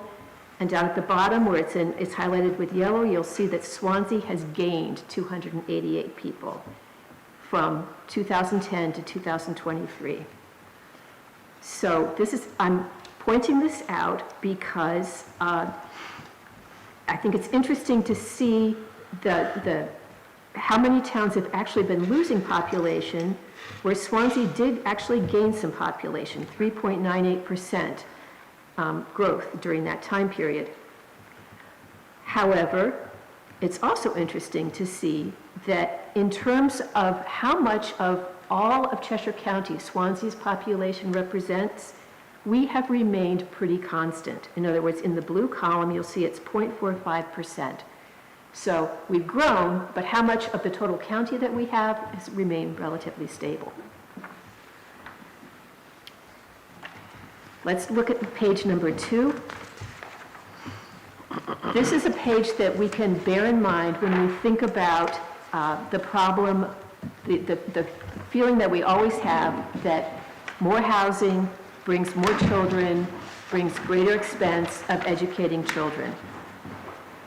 Here I'm asking you to look at the median age of Swanzey citizens. And again, all the towns in Cheshire County are ranked from youngest to oldest, and you'll see that Swanzey, having a median age of 42.2, is one of the oldest towns in Cheshire County. It's interesting looking at Keene. Yeah, Keene is young, right? That's skewed because of the college? I believe so, and I believe that's why Ringe is so young as well, because I believe those two bodies are captured. Victoria, where's the Yeah. 42.2? It's 42.2. 42.2? 52.2 is our median Okay, age. all right, yeah. thanks. So you're Okay. 10 years old and you thought you were. On page 3, so our population has grown. We're fairly old. Some of us more so than others. Yes. Here, I'm asking you to look at the blue column. And again, you'll see all these towns, the Cheshire County towns, are ranked from least dense to most dense. And you'll see that Swanzey is 4th from the bottom. We have 168.76 people per square mile in Swanzey. Wow. That seems kind of surprising to me. That is surprising, yeah. Because it feels like we have an awful lot of open space, especially looking at, I mapped out what used to be the Troy Hill Holdings. Scott, it's right next to you. It's that property, that big Over here. page. Yeah.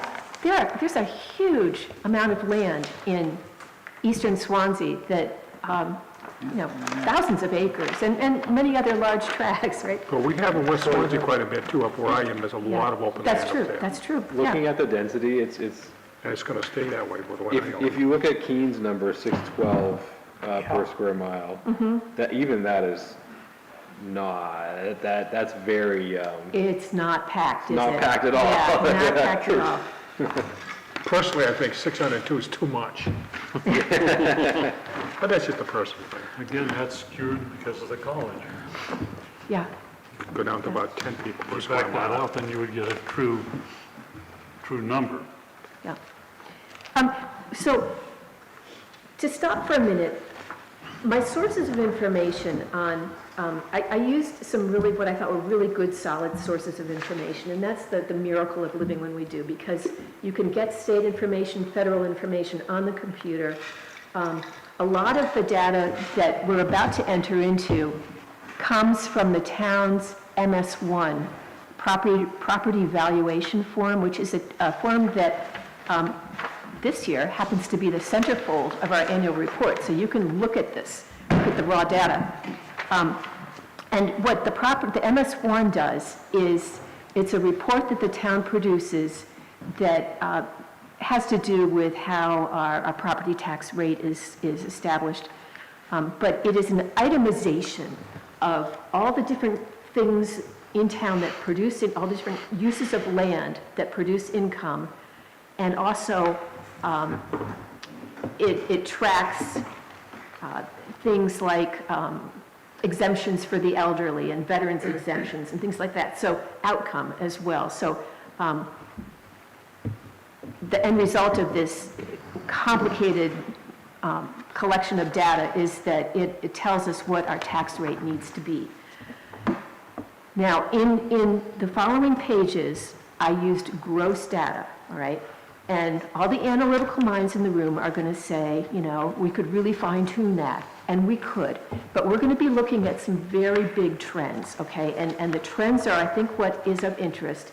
I've talked, when I originally did this project, I felt pretty insecure about it, and I talked with Stacy, who was very kind to help me with the analysis.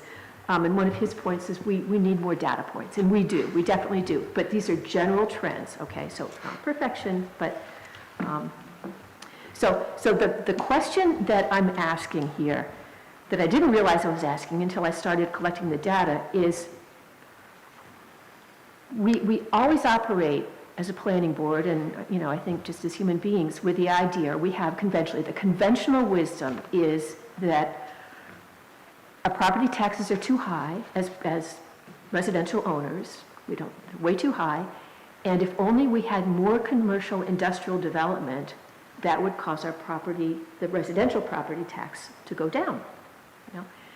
And I just started wondering, how can I prove that? How can I show that? How can I see how bad that problem is? And that's where we're going with the next charts, okay?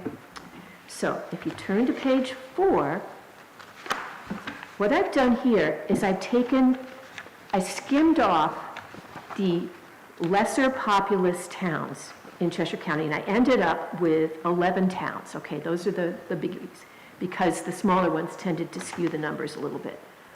And I looked at the gross valuation of all the property in each of those towns as a percentage of the county, and compared that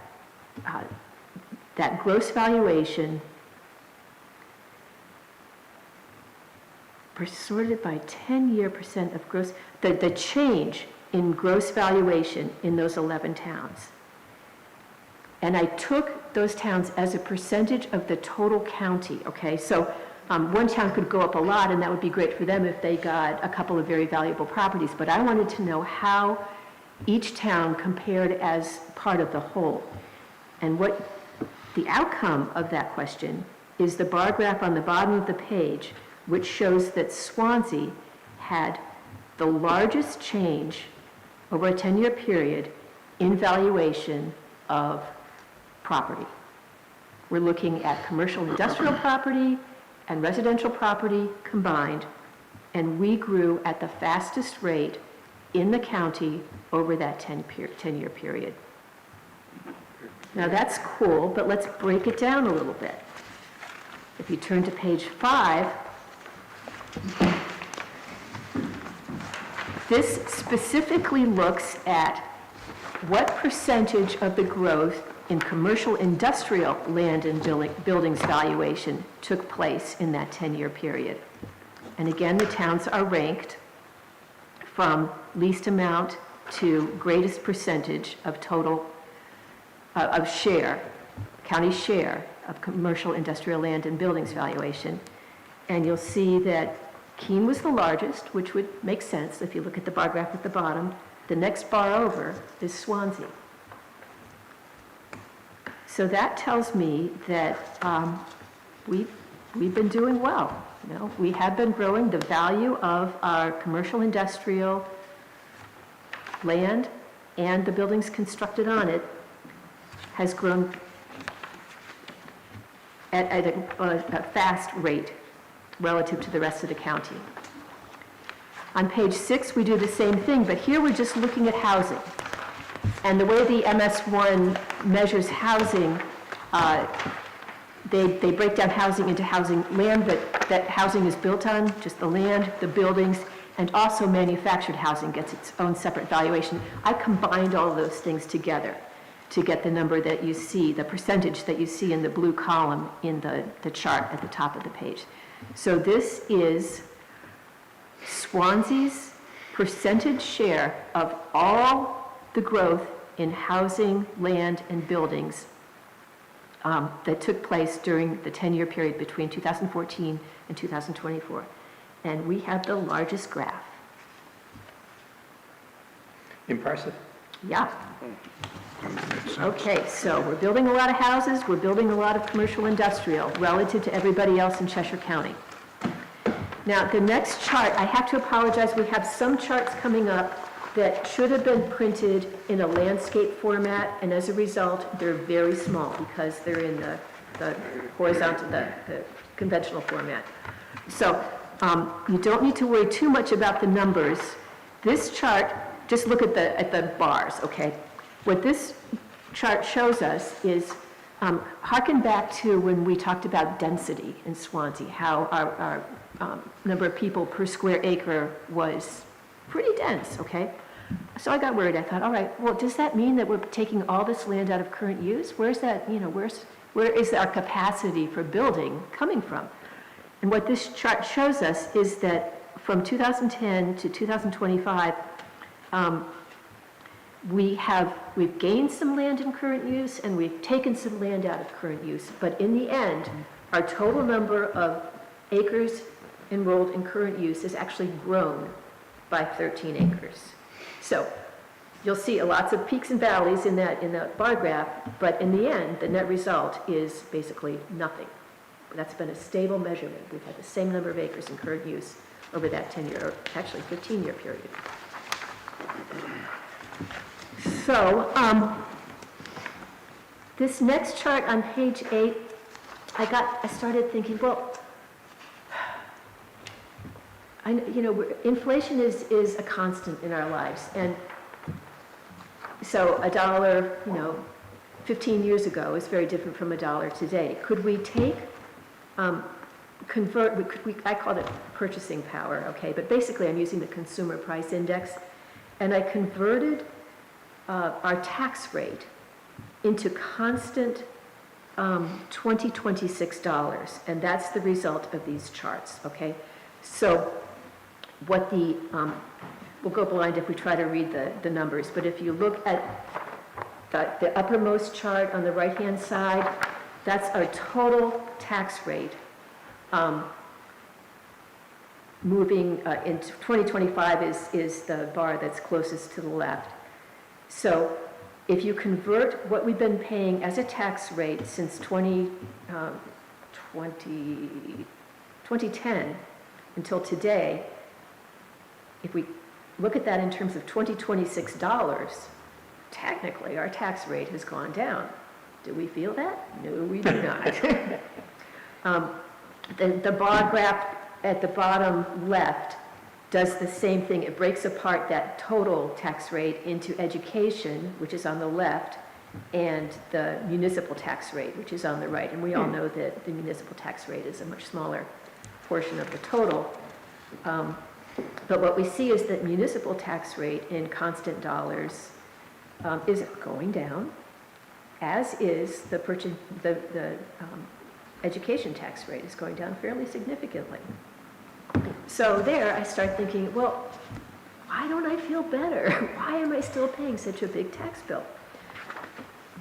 Where's the relief that should come from this very active commercial industrial development that we're experiencing? All right, on page 9,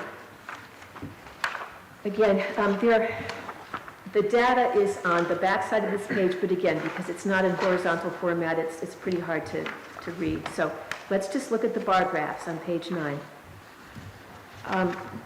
Here what we're looking at is, in graph form, the top graph is comparing, if you take those two sectors, if you take the commercial industrial on one hand, which is the green bars, and you take the housing, on the other hand, which is the blue bars, this starts to give us a sense of how much, what their relative proportion is to each other. In other words, I thought those green bars were going to be a lot taller. I thought that the commercial industrial land was going to represent a larger proportion of our total assessed value in town. Now you'll see some variation in the height of the blue bars where it's more evident, and those represent, they're basically in 5-year chunks, okay? And that's an artifact of us doing having a 5-year program for revaluation. So every 5 years, we look at where our property values match up to market values. Our assessed property values match up to appraised property values, and that's based on market conditions. So you'll see that in 24 and 25, we did a revaluation, and the value of housing, land, and buildings in Swanzey grew significantly, which to me says, I mean, I know this is happening throughout the state, but certainly in Swanzey, we're an attractive place to live, an attractive place where people want to buy our houses and our housing land. I was curious in the lower left-hand corner how much of that total assessed value had to do with the building and how much of it had to do with the land. And also how much of it has to do with manufactured housing. You'll see, you kind of need a magnifying glass, but the last 2 bars that are in gray that represent manufactured housing growth in assessed value, they pretty much doubled.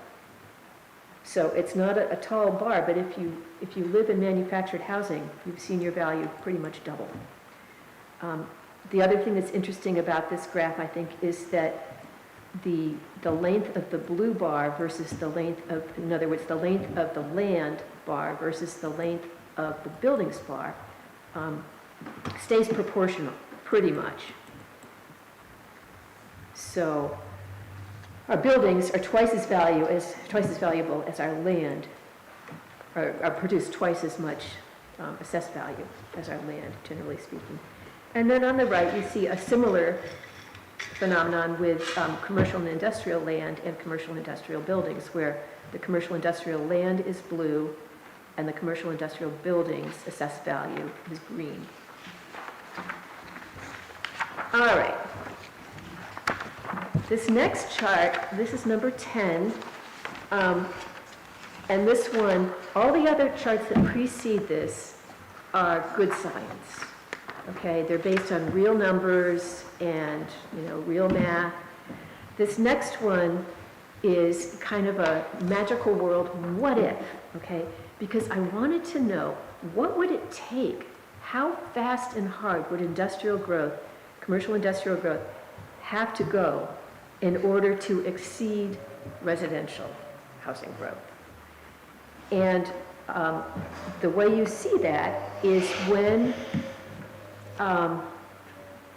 the commercial industrial growth is growing, I'm showing it here at 2 rates of growth, okay? There's a gray bar that is growing at a 10-year average percent change in assessed value. And then there's a gold bar that's showing commercial industrial growth happening at a 15-year average annual percent change in assessed value. So we could, if all other things were equal in this magical world, if there were no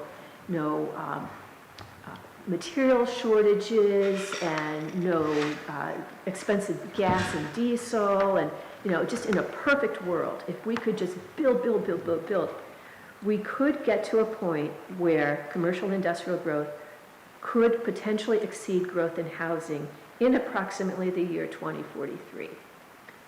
Now, as it happens, that's the time, at that volume of commercial industrial growth, that's roughly equivalent to what Keene has today. So if we pushed, in a perfect world that doesn't exist, we could become Keene, but it would take about, somebody did the subtraction for me, 2043, what is that? So just under 20 years. 20 What is it, years. 18, Okay, 17. yeah. So let's not think about that too hard, because it's not good math, it's just a what-if game. This last chart is the one that I found most interesting, okay? And this came after I presented this information to the Board of Selectmen, and one of the selectmen said, well, you know, cool, you put the tax rate into constant dollars, but I don't really know what that means. Why don't you put why don't you calculate how much commercial versus residential sectors contribute to our budget in constant dollars? So I took the gross valuation of those two sectors, I multiplied it by the tax rate, and then I converted how much, what the tax generated was, converted that to constant $25.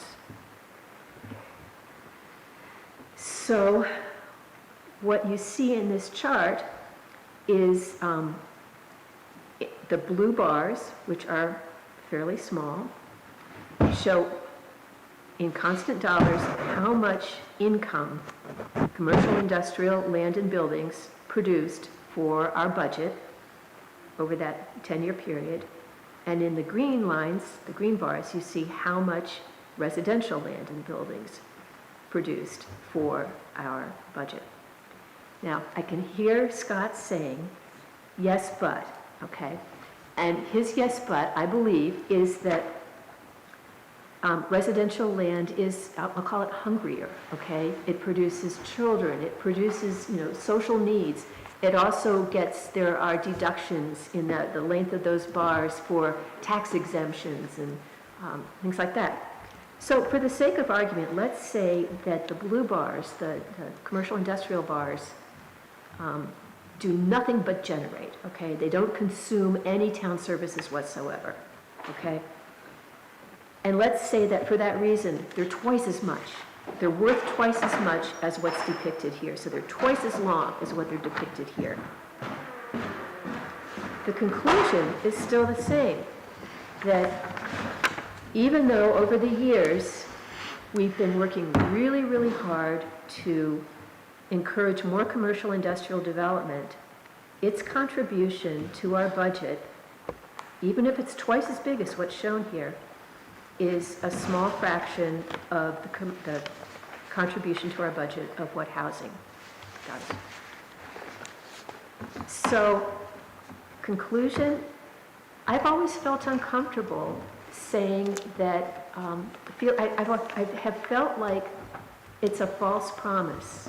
I think what this says is that it's a false promise to all of us, to myself, to all of us, to say that we're really going to bring down the residential property tax by pushing hard to get commercial industrial development. Now, I think commercial industrial development has many other benefits, which we should be careful not to lose sight of, because we need jobs, right? I mean, that's a solution to part of this problem. But what this says to me is that there's nothing wrong with taking a broader perspective and thinking about other benefits of commercial industrial development, but perhaps not pushing that idea that it's going to make all our taxes lower. On the last page, which is the narrative, you will see, you can take this home for your nighttime reading. I've listed all my data sources. I've described what the process was. And I do talk a little briefly about why we're not feeling relief in our property tax bills. And effectively, our property tax rate has been in decline, even more so if it's expressed in constant $26. But the real estate market drives up property values. And I looked into what the base rate is for 1 acre in the residence zone at this point, and that 1 acre of land only is currently assessed at $96,000. Okay? That's, the second acre is less, but that first acre is $96,000. So that's just a, a fact of the market.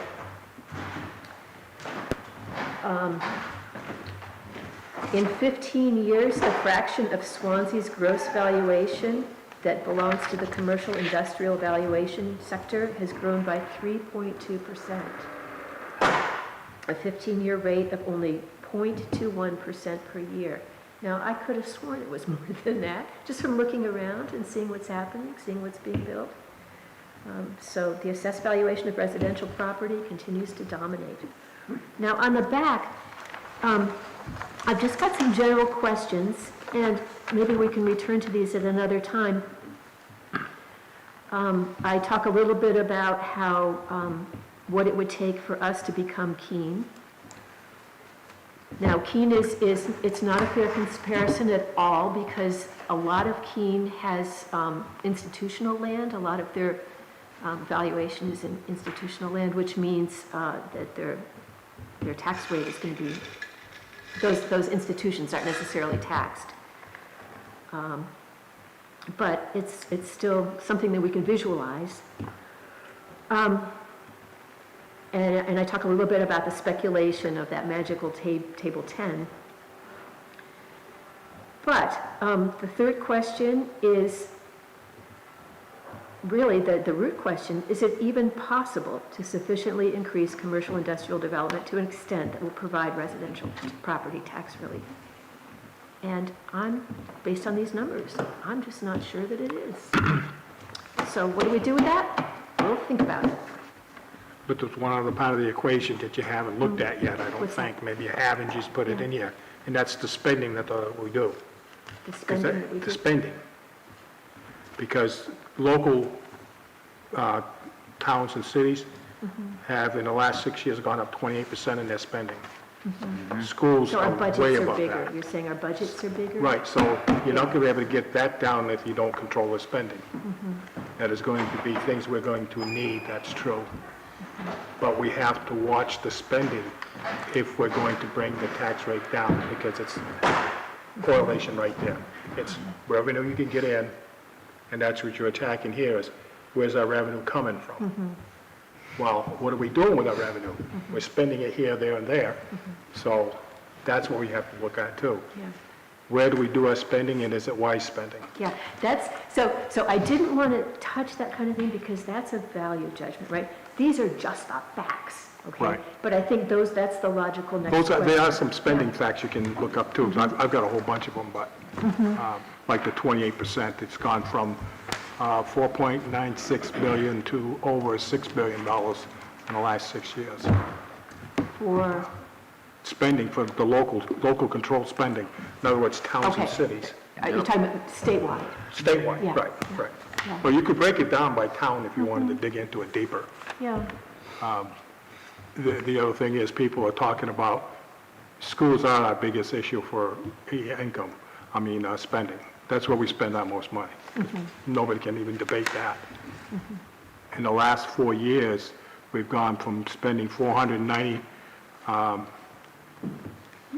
million back to the towns for schools, and now it's up to 950.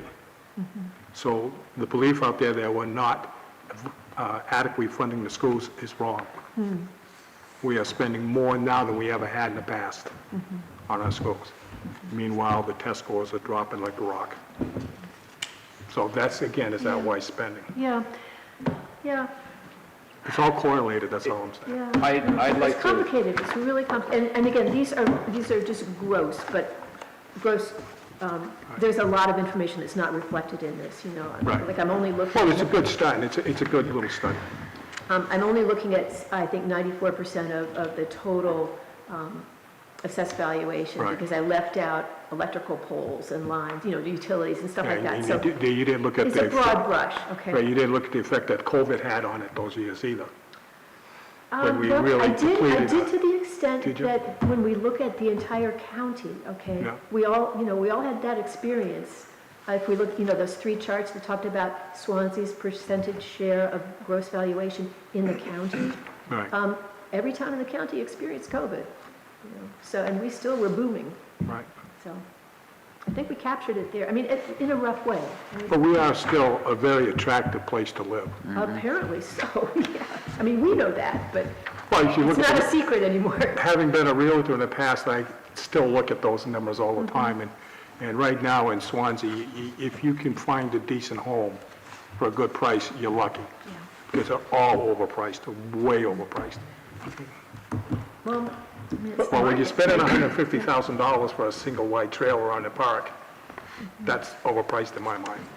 The point you made about our populations continue to grow, even at a period of time where other towns are going down, Yeah, we have always continued to grow. We've never had a decline. yeah. Isn't that interesting? It is. I think it's the attractiveness of the town.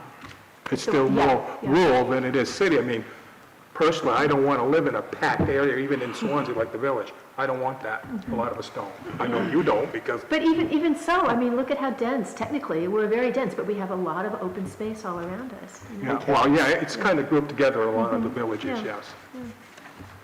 But I think you feel different, even if you live here in town, it's more condensed. You still feel like you're in the country, you're in the, you're not sitting in the middle of Keene somewhere. Yeah, Because you're not far from it. I mean, we've got so many great trails and Yep. all those areas that are really wild, like Troy Hill and the Swansea Lake area. Yep. Those are very special resources. yeah. Victoria, would you just go over the purchasing power one on page 8? Sure. I'm just, a little more explanation on that. Okay. I think it's saying that, I'm looking at, I think, the first chart on the right-hand side, in 2011, we had more purchasing power. Is that how that's going there? Than we did in 2025, or how is that? Okay, so you're looking at the total, which is up on the right-hand I side. just picked that one, yeah. Okay. It's number, page 8, and I'm just looking at your purchasing power This is total. talking about the value of a dollar, okay, so. Present value of a and dollar. It's not a good title. I didn't want to, it's not really It's appropriate to present use. value of a dollar is what you should have used. but, It's not really appropriate to use the consumer price index for this kind of CPI, thing. yeah. So instead of saying consumer price index, I said, this is what a dollar will get you, okay? Right. And so what it means, if you look on the right, we had to pay more of those constant dollars. In other words, we had to pay more of those constant dollars in 2011 than we did in 2025 in terms of our tax To rate. get the same thing? Oh, To get the same thing. To get yeah. the same thing, Yeah. regardless of tax, but primarily it's tax rate, or it just means buying anything? Buying anything, yeah. Anything, okay. Well, yeah, anything that costs, We had to use more of $40 those. or, versus $10, whatever. And I'm still, What my point in these charts is to show that even though our tax bills go up, the rate at which we're being charged in constant dollars has actually gone down. So I'm still lost. it doesn't actually matter really until you get to that chart number 11, because that shows how much That money we ties actually it together. generate. But you just always hear, oh, our tax rates are so high. Yeah. Well, technically, in constant dollars, they're going down. It's just that our properties are so valuable now. So when I take my tax bill in June, I'll think about that and it will make me feel better. Well, people say, well, like me, when I bought my first home in Swansea, when I got my Marines, I was paying $300 a year for my property Right, taxes. right. But now, I pay $5,000 every 6 months. Yeah, but wouldn't you But I like to have a better convert place. that? Go to the computer and convert that into constant Right. dollars and see just how bad it is. Oh, it is better, I know. So I just saw that they posted the Keene, I don't know, there was some tax rate or something that got posted in Keene, and I ran I put it into that calculator, and it's, if you use constant dollars, it's the same, right? Because we have inflation, it's inflation. The problem is inflation and constant dollars they outpace people's merit increases for the most part. Exactly. Every year, so they just feel it hard. Yes, yes, So they're just feeling it harder than ever right now. yeah, because, That's just the way it is. yeah, our wages are not keeping up with Nope. inflation and other expenses, increased expenses. Did you say you did this presentation to the select board? You weren't there. Was that You the weren't time? sleeping through it, huh? Was that, when was it that you You did? missed that day. It was, I don't know. 3 weeks ago? 3 weeks ago. Okay, Yeah, yeah, I was listening online. I remember that. good, I'm glad you did that. Excellent. A lot of work there. Well, You must like numbers. I you're a don't bad actually, scientist. and I just want to set the record straight. I am like phobic about numbers, okay, but this made me feel less so, okay? And I'm just, this is the kind of thing any of us can do, you know, for a good time, you know? Or just kick out questions, you know, I'm probably happy to research it, you know, if there's things we want to know, like, part of, you know, Stacy and I talked about how it would be really useful to have some sort of a housing analysis to know exactly how much of what we have in terms of housing. The master plan, 2030. True that, but who wants to wait, right? I mean, some of this stuff, I'd like to know that today, right? So we can generate, you know, templates and just plug in the numbers. I know we can, a lot of that information we can be collecting off the assessing software. You know, it's pretty easy to pull it out. Our master plan was done only, I think it was 6 years ago now, and it does have a housing plan. Yeah, but there might be more specific kinds of data that we'd like to have. And I guess my feeling about master plans is I really like it. It's helpful to have it be really an ongoing process. Yeah, it's great when you finally get the document, but these questions crop up, you know, and if we have some, you know, templates that we can just keep updating, you know, so we can have, you know, sort of a state of the union, you know, here's where we are in terms of this many units of this or that. I think that would be helpful for us to have that kind of perspective. I think we update units in the annual report, if I'm not mistaken.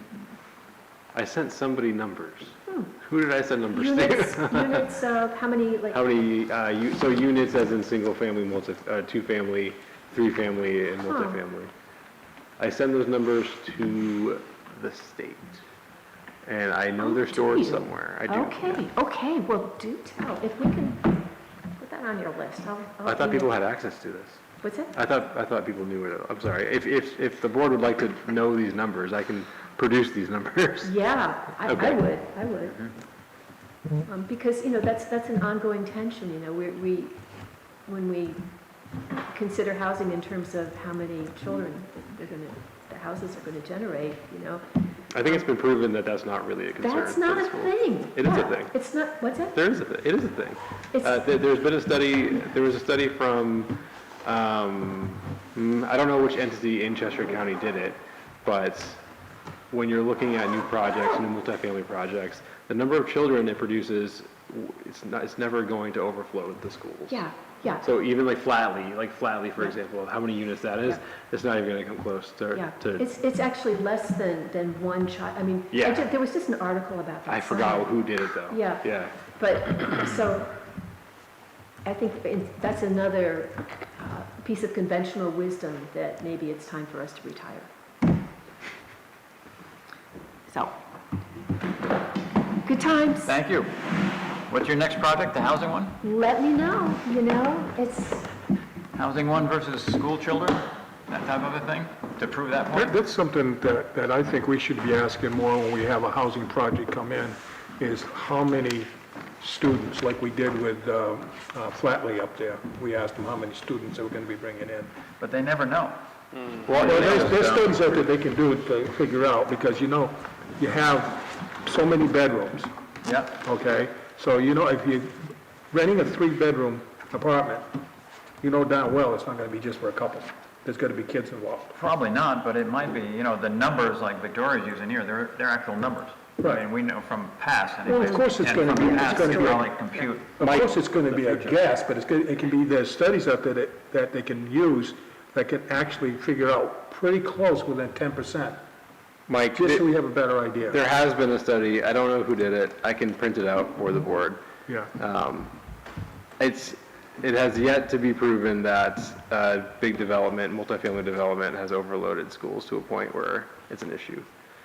So it's not a consideration that the board should be. Well, it wouldn't be a hard axe fact, but it should be a ballpark figure that we can say, okay, no big deal. I mean, it's not a review criteria for site plans. No, you can't deny them because they're going to have 50 more kids. No, you can't. But it's a good idea if you know that's coming, then the school will know it's coming, and It's just not. He's getting an impact fees. Yeah, I get, yeah, it's just not the responsibility of the board, I guess, is what I'm Trying to go in the back door a little bit. Yeah, the impact fees. Actually, I'm kind of changing my mind on impact fees a little bit. Are you? Yeah. We're talking to Teresa? I'm not 100% there yet. Like I told you before, it was something that a couple of select board members asked me if I would talk to the board about implementing impact fees. And then they saw how you were treated, so they dropped it? No, they haven't dropped it. One particular person has not dropped it. Really quick, I said I would have sewer maps printed for the board. I lost access to our GIS software. Working to restore access, I will have sewer maps by our next meeting. Login info and passwords have been poofed into the ether, so working on that. That was a sneaky thing that happened. Yeah, they're out there. I wasn't able to log in essentially to print those. So we have one more thing on the agenda, and that's the SWRPC Commissioner. And that's, I'm assuming that's the position that Jane's been holding? Yes. And so is that an unexpired, are we filling an unexpired term? It has expired. It has expired, okay. So essentially, you're just recommending somebody to the Board of Selectmen. The Board of Selectmen will confirm them, and they will serve with Gus Lorando. Oh. And I'm sure, yeah, you guys actually voted on Gus at the last meeting. What are their duties? Jane has not, so I looked it up. You want me to? please, yeah, because I'm so unfamiliar with the rep. So I used to be a regional planner, so over in Brattleboro at Wyndham Regional Commission. So what Southwest does is, or the duty of a commissioner, okay, how it works is there are 2 representatives per town, so we end up having 30, and Southwest serves 34 towns, so there are 34 times 2 is 68 commissioners in total. And of those commissioners, there's an elected board of directors, and I think there's, I could have sworn I wrote this down. I think there are about 15-member board of directors, okay? And the board of directors provides regular guidance and oversight to staff, and Gus is on that board of directors. And the rest of the commissioners, and other people can be part of these committees, serves on 4 committees. There's a Transportation Advisory Committee, and Gus happens to be a member of that. There's an Economic Development Advisory Committee. Our Stefan is a member. Brownfields Advisory, Adam is a member.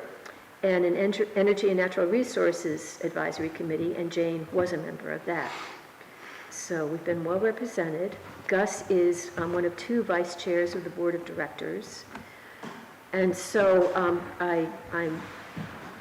you know the breadth of programs. The Southwest does a regional plan, which is like our master plan. They have initiatives with broadband, brownfields, community and economic development, emergency management planning. What's exciting to me is everybody now has these GIS shops, so they can do really fancy mapping. They do a mandated regional housing need assessment, and they help us with local planning, and they also cover areas of natural resources and public health and transportation. So they work to develop the transportation guidelines for the state's 10-year plan, which influences federal funding allocation. So the term is, according to the law, it's either 2 and 4 years, and I don't know what we're looking for here, but I guess the selectmen know, and we just have to recommend somebody, so nominate we're just looking someone. for a name, yeah. I don't know what Gus's term was. I can find out really quick, though. But we get 2, so. Isn't Kathy on? Gus is 1. She might be. Economic. Yeah, I didn't know, I was just skimming through all the names. So Gus is 1, and then the town as a whole gets 2. So Gus is 1, and then the planning board will put together another name. I was thinking Kathy, the Economic Development Committee, is she also on that? No. Okay. No, Gus is representing EDAC. Okay. But I did see on those committees, there were some, like Keith Tebow is on one of them, and he's not listed as a commissioner. So I think they take outside people Yeah. as well, Yeah. with a special They expertise. like to have a member of the planning board as a rep. Gus Okay. is nominated for 4 years. 4 years. So this will be serving in the 2-year term. Okay. Thank you, Sue. So, anybody want to be nominated? I've got enough committees and boards already, boards, committees, and all that other stuff. So I got the CIPC still, so I'm good. There you go. I see overwhelming enthusiasm. Well, I mean, this kind of thing grows on a person, so it's interesting. Yeah, it'd be interesting, yeah, somebody needs I to mean, step you up don't and have take- enough to do yet, do you, stuff? We're gonna be really busy Yeah. with. Well, I will be this year too, so. So, probably shouldn't. Do we need to Who isn't here? apply pressure? Let's see. Usually. Mark's not here. James isn't here. Yeah, Mark's not here. Or Jane's not here. Well, Jane Jane won't gives do it it. up, she's an alternate, she's given up, so. Jane's been sick, by the Mark way, isn't here. so. Yeah, Don't push much on I think there's an I think Mark is in expectation. Czechoslovakia right now. Right. Mark's a great candidate. He is, boy, You yeah. don't show up, you get drafted usually. Yeah, I Price he can't. pays for being on vacation. What the heck, what's another Not committee good thing? policy. So sincerely, is there any interest? I will do it if nobody else wants, because we need to be there, okay? I will do it, but You would want to do that? It's a time thing for me, like, I'm stacked right now. Well, there's always Brandon over there too, being very quiet. I shook my head, no. The low profile over there, right? no, no, no, no, no, Victoria, no, might no, be no, no, you. no, no, no, no, no, no. No, I've got enough Can't, now. because you're selectman. And I am on so many committees. Yeah, yeah. Richard, any interest? I'm two already. Okay. Okay, no, I'll do it, I'll let Bill know. Okay. Or, no, I'll let Jimmy know, and then he'll let the select board know. Okay. So moved. Thank you. Do we need a motion?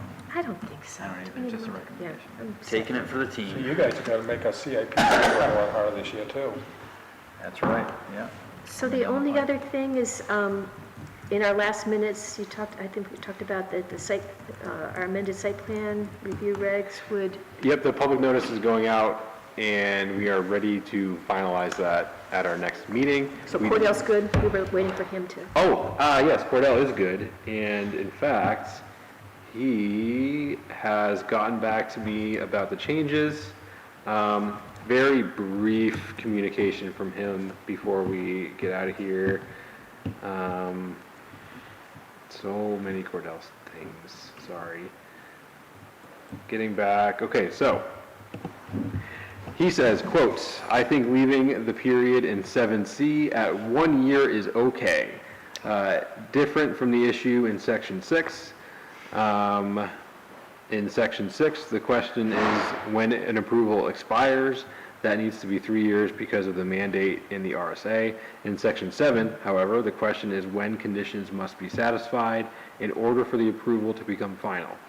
RSA 674-39 does not come into play until an approval becomes final, so it doesn't affect the question of how much time an applicant has to satisfy the conditions needed for final approval. The planning board has discretion on that question, and if they want to set it at 1 year, he thinks that's reasonable. Therefore, he thinks the period in section 7C can be left at 1 year, and if we're going to do that, you can also leave the time period in 7B at 1 year for the same reason. I will have a clean draft ready for the next meeting so we can vote on that and have it go live. But it does need to be a public hearing, so notice needs to go out, and it will be going out tomorrow. Okay. And just one final thing regarding the Johnson pit. I want us to be thinking about where we want to go with that, and I'd like to get that on the agenda sooner rather than later. Some more discussion time. So I'm wondering what's going on downstairs. Me too. Okay. So that's going to be, I talked to Bill about that today. Not necessarily wanting to discuss that Definitely not tonight. I don't know. No, not tonight, no, no. I don't know if I want it's- to get it on the agenda, though. I'd be thinking about Yeah, maybe. returning to that issue. I think So- there are some items that need to be taken care of first, that won't be discussed right now. So maybe a non-pub is required at the select board meeting. So I don't think it's going to be on the next agenda, just because some things need to be worked out before then. Okay. But we will need to be thinking about it. Yes. Bear it in mind, okay?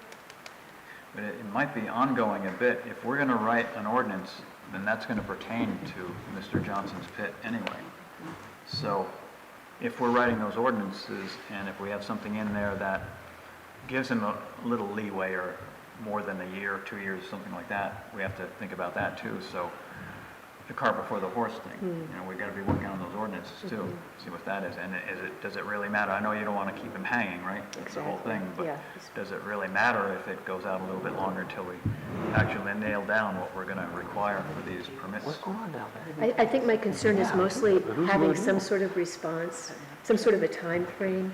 So if our answer is, we will be working on an ordinance for, some period of time and defer you until then. I see, yeah. Just give them something That might- concrete, you know. And that's just an example, I'm not saying that's what we would do, but I think we need to have be able to give them some kind of an idea of how we're going to manage this.